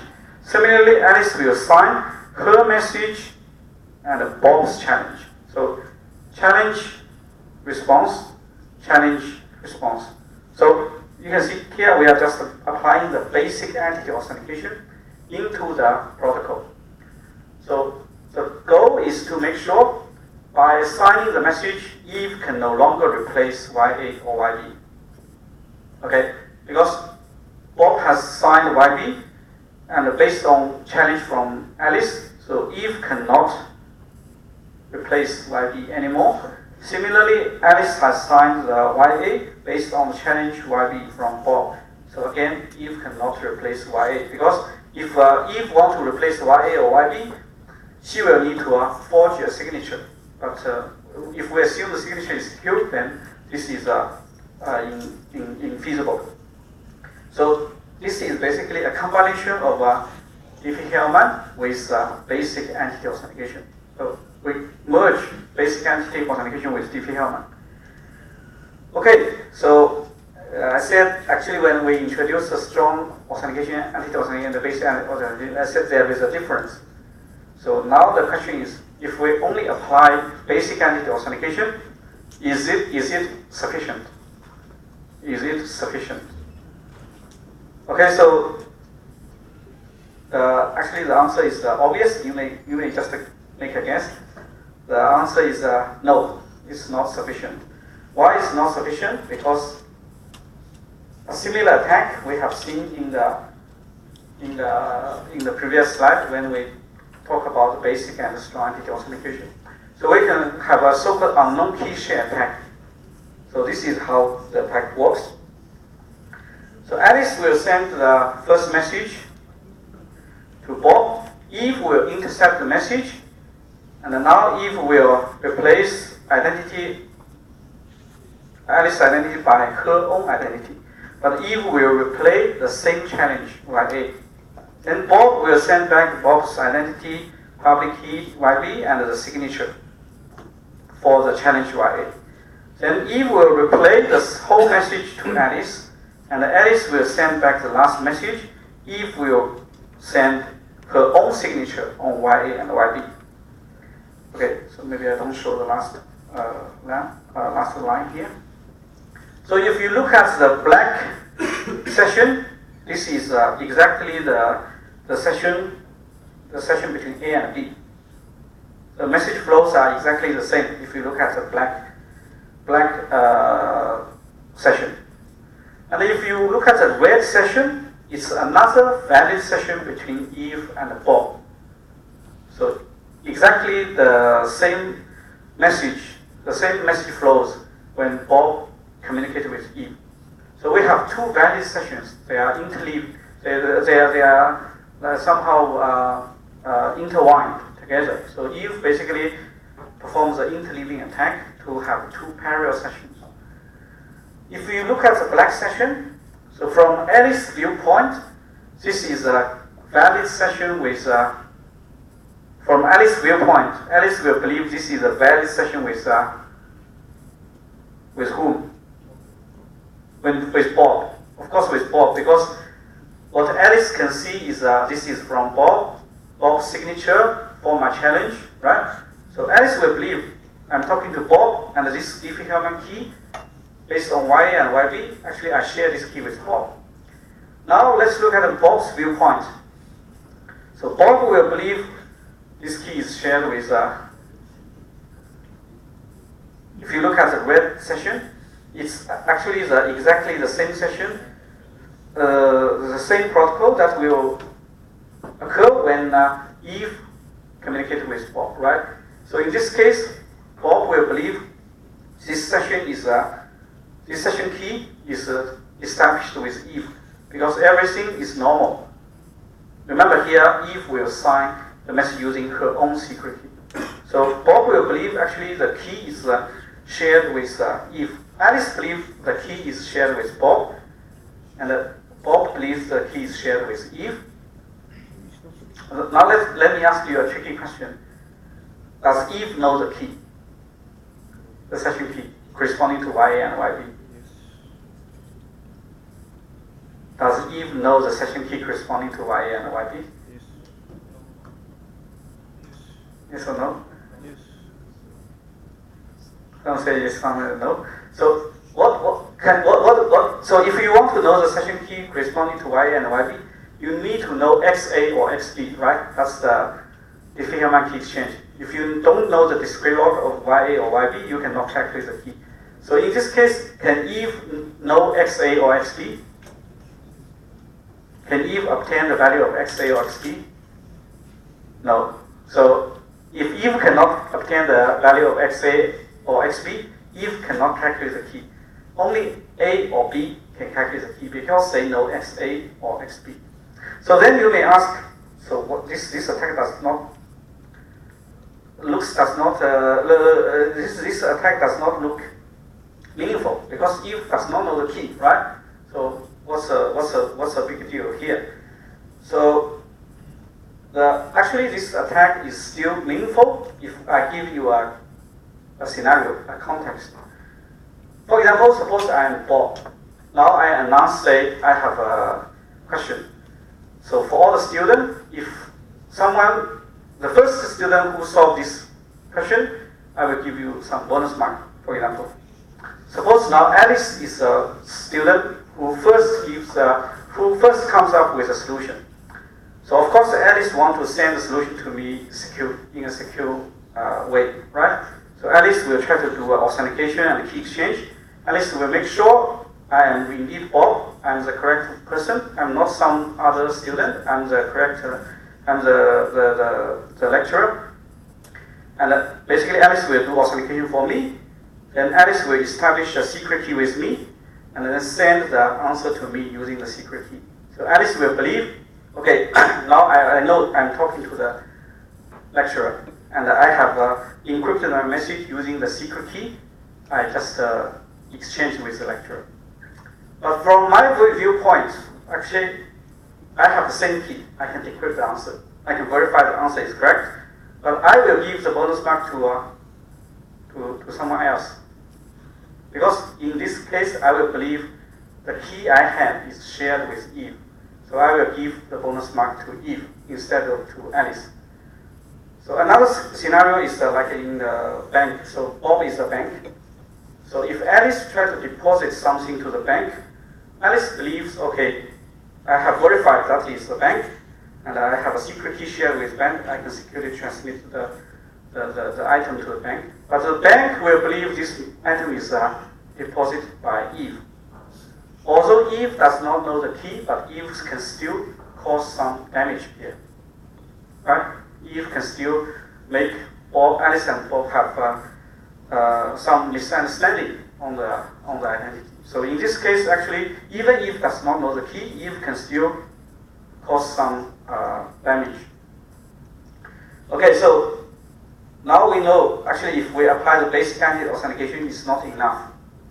Then the trivial question is how to prevent this attack. So we use a strong entity authentication. Right? If we use strong entity authentication, then we need to add the identity of the other party in the signature. Right? When Bob signs the signature, Bob will sign his message, the challenge from Alice, and also Alice's identity. Similarly, Alice will sign Bob's identity, the Alice's own message, and Bob's challenge. So if we put the identity of the other party in the signature, we have the strong entity authentication. So now let's look at if this attack can still work. So this attack basically will fail. Can you tell me in which step the attack will fail if we use strong entity authentication? That means in the signature we put the identity of the other user, the other party inside the signature. So in which step the protocol will fail? The attack will fail. Sorry? The second step, the attack will fail. Why? Because in the 2' in this message, when Bob signs the signature, Bob will put Eve's identity here. Because Bob believes he's talking to Eve, so he will put Eve's identity here. However, when Eve tries to replace this message, then Alice will notice, okay, this is not the message for me, this is the message for Eve. So Alice will reject the message here because inside the signature, it's Eve's identity. So then you may ask, why not Alice just simply change Eve's identity to Alice's identity? Because the signature is unforgeable. Alice cannot modify the content of the signature. Right? So in this case, the Eve cannot modify the content of the signature because the signature is unforgeable. So in this case, actually, the attack will fail because if we put in strong entity authentication, then there is no confusion about the identity. So basically, I know I'm talking to Bob, and Bob knows, I can guarantee Bob knows he's talking to me. Similarly, Bob also has the same guarantee, so there is no confusion, no misunderstanding about identities, so the attack can be prevented. So actually, this is a standardized protocol. This is the ISO IEC standard for authentication and key exchange using public key technique. And actually, this protocol is the basis of many other standards. So later we will see many variants of this protocol, and like the IPsec, TLS, and so on. So there are different variants of this protocol for different purpose. Because sometimes we may add some additional requirement like anonymity and so on. So we modify this protocol, but the authentication and the key exchange mechanism actually is still the same as in this protocol. Right, so this is a standardized protocol, and we can see this protocol actually is optimal. Optimal means if we remove any element in the signature, it becomes an insecure protocol, so it can be attacked. So that means none of these elements is redundant. So that means the protocol actually is optimal. And this protocol also has some additional feature. So the additional feature is the so-called forward secrecy. So forward secrecy is different from the independence of the session key. So remember, the independence of session key says if the attacker knows one session key, it cannot compromise another session key. But forward secrecy means that if the attacker knows a long-term key, the attacker cannot break the previous sessions. So in this case, the long-term key is the signing key. So in this protocol, the long-term key is the signing key. Because the signing key, you have a certificate for the signing key. You use this signing key for a long time, right? YA and YB, we call them ephemeral key. That means they are just temporary public key, just for this session to create the second key. YA and YB just used to create this session key. But the signing key, they are long-term key because you have a certificate for this signing key and you use it for maybe several years. So forward secrecy means if the long-term key is compromised, all the old session keys are still secure. So why this is the case for this protocol? Because if the attacker knows the signing key, it does not help the attacker to obtain XA or XB. Because XA and XB, they are independent from the long-term key. If the attacker knows the long-term key, the signing key, it does not help the attacker to obtain XA or XB. That means the attacker still cannot calculate the session key. However, so we cannot guarantee for the future sessions. Because if the long-term key is compromised, say Alice's signing key is compromised, then the attacker basically can run this protocol with Bob without any issue, right? Attacker can just generate a YA and perform all the steps with Bob without any problem. So if the long-term key is compromised, all the future sessions, there is no guarantee because the attacker can do whatever Alice can do. However, we can still guarantee if the session is the old session before the key is compromised, then the session key is still secure. That means the past communication is still secure. So this is forward secrecy. It's different from the independence among the session keys. So this is like an extra requirement. Some protocol may not have this property, some may have this property. But the independence among the session key, this is compulsory. So a secure protocol must have independence among session keys. Knowing some session keys cannot allow the attacker to obtain the rest of the session keys. This is a compulsory requirement. But forward secrecy is an optional requirement. It's some extra requirement. So knowing the compromising the long-term key does not help the attacker to obtain the old session keys. So these two concepts are different. So, and in the past, many students actually they mix the two concepts. They are confused about the definition. So, for example, when I give a protocol in the exam, ask student to just analyze whether the protocol has forward secrecy. Many students will say, if the attacker knows one session key, it cannot break the next session. So actually, they are not talking about forward secrecy. They are talking about the independence of session keys. So forward secrecy means compromising the long-term key does not affect old session key. So you need to analyze, say, if the long-term key is known, then will the attacker be able to obtain an old session key? Okay, so that's definition of that's this standardized Diffie-Hellman protocol. So you can see here. So we start from the basic Diffie-Hellman, which is insecure, and then we know, okay, in order to address this problem, we can add in authentication. So the first solution is to use certificate, but that's impractical because it's not realistic to apply for a certificate every time for each session. Then we try to use the signature. So we use the basic entity authentication, but actually it's not secure if we just apply the basic entity authentication because we can have this unknown key share tag. Then we apply the strong entity authentication. Finally, we have a secure protocol. So that's basically you can see here during this process, actually there is no mathematics involved, right? So you don't need to do math calculation, but you need to have some logical thinking. So whether you have addressed some attack or not. So what should be the content to be signed, and what security requirement is needed for signature. So you need to have understand those requirements, but you don't need to do math calculation. Okay, so in this subject, actually, you don't need to really worry about mathematics.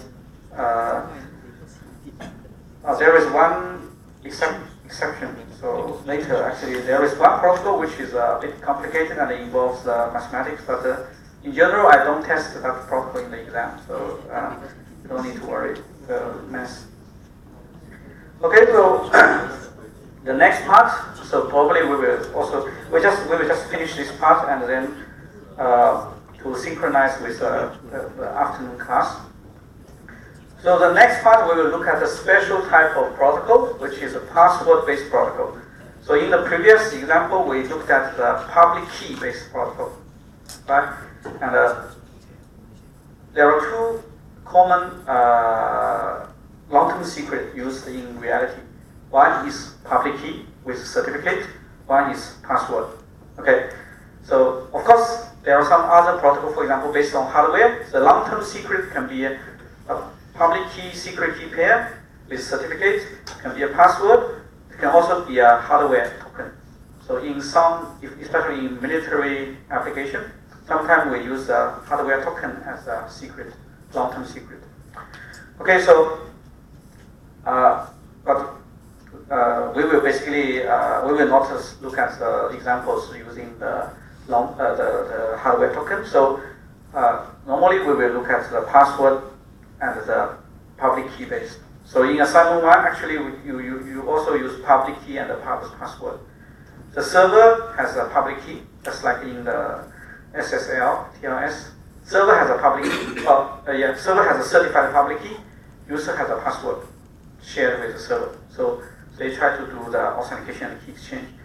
Because in reality, actually, not every user has a certificate. I don't think all of you have a digital certificate. So what you usually have is a password. So maybe some one-time password token. So, but you don't have a certificate. So in this case, the server will have certificate, just like the certificate of DBS. I just showed in the previous class. So in the first half of the class. So the DBS server actually has a certificate, and this certificate actually represents the secret, the long-term key of the DBS server. And then I have a long-term secret, which is a password shared with the bank. So in the assignment 1, actually you have a similar structure, right? Alice and Bob. So one of them have a public key, one of them have a password. Okay, so now let's look at if we don't have like a public key, we have pure password-based protocol.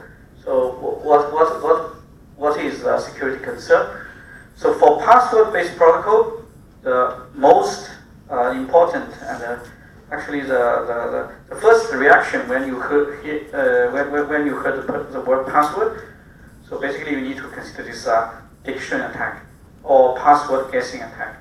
So I think in 262, if you study 262, there are some similar security concerns regarding password.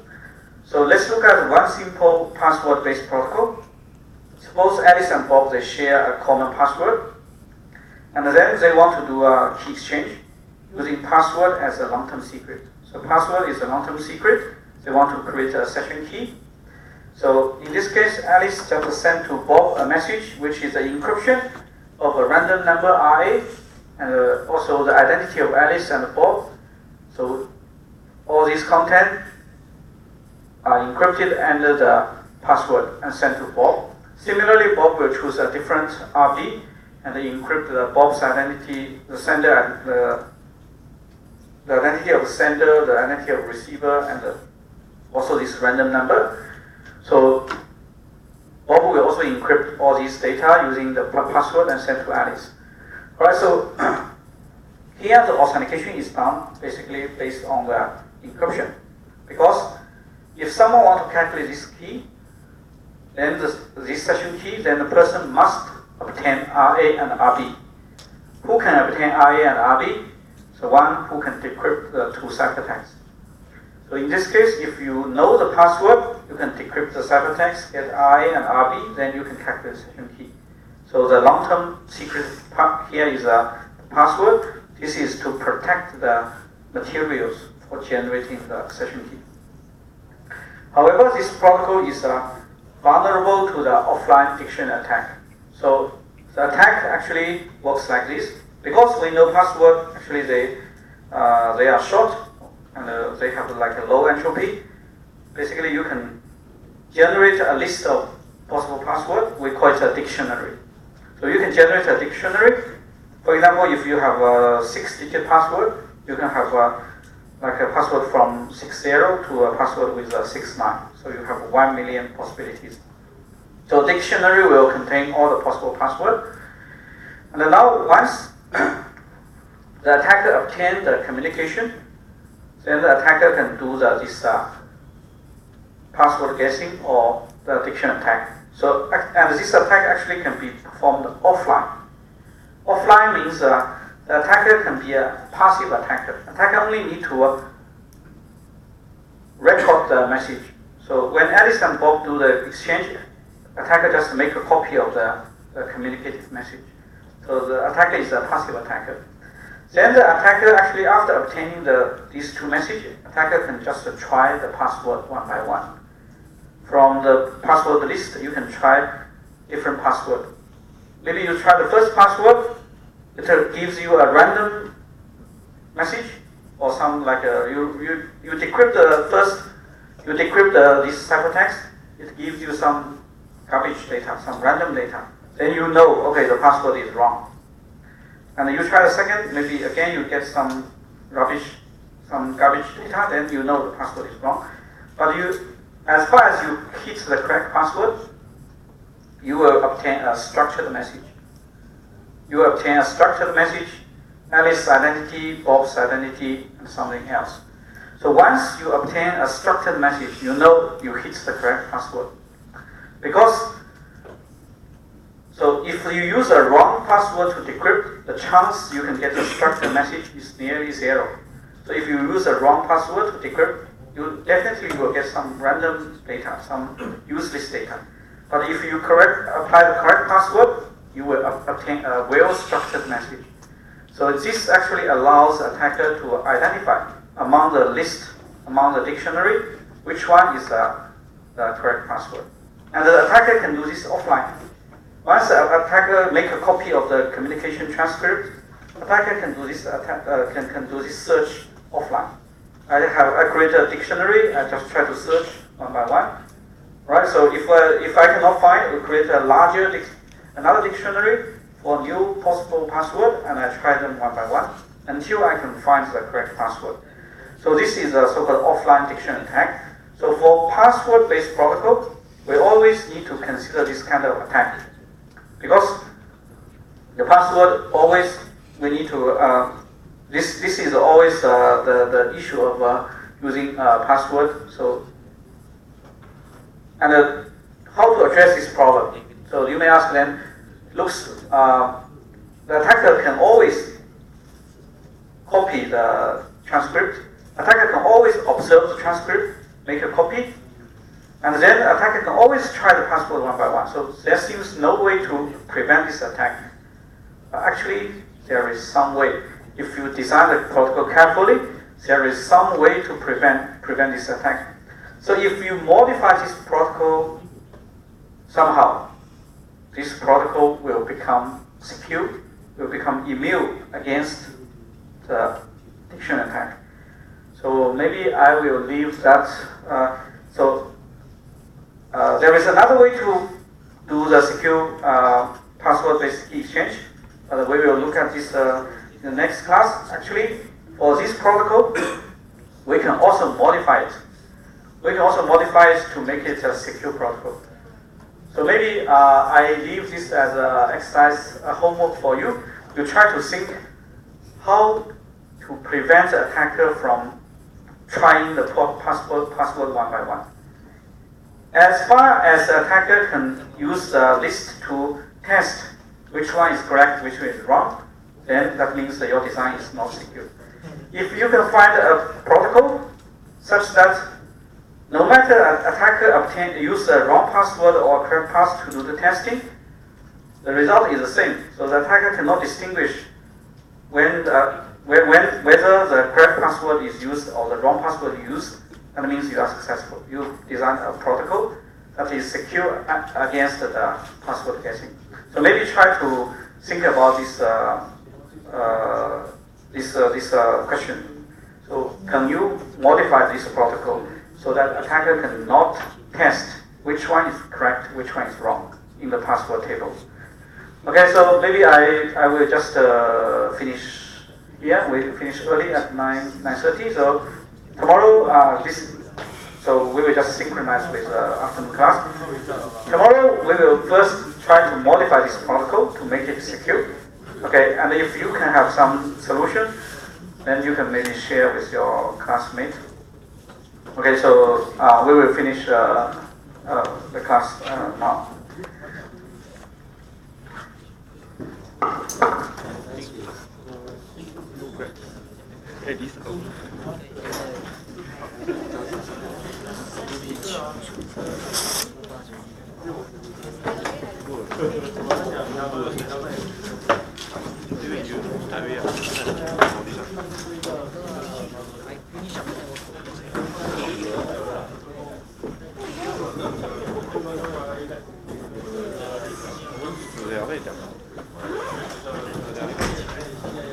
The blue jay also lucky.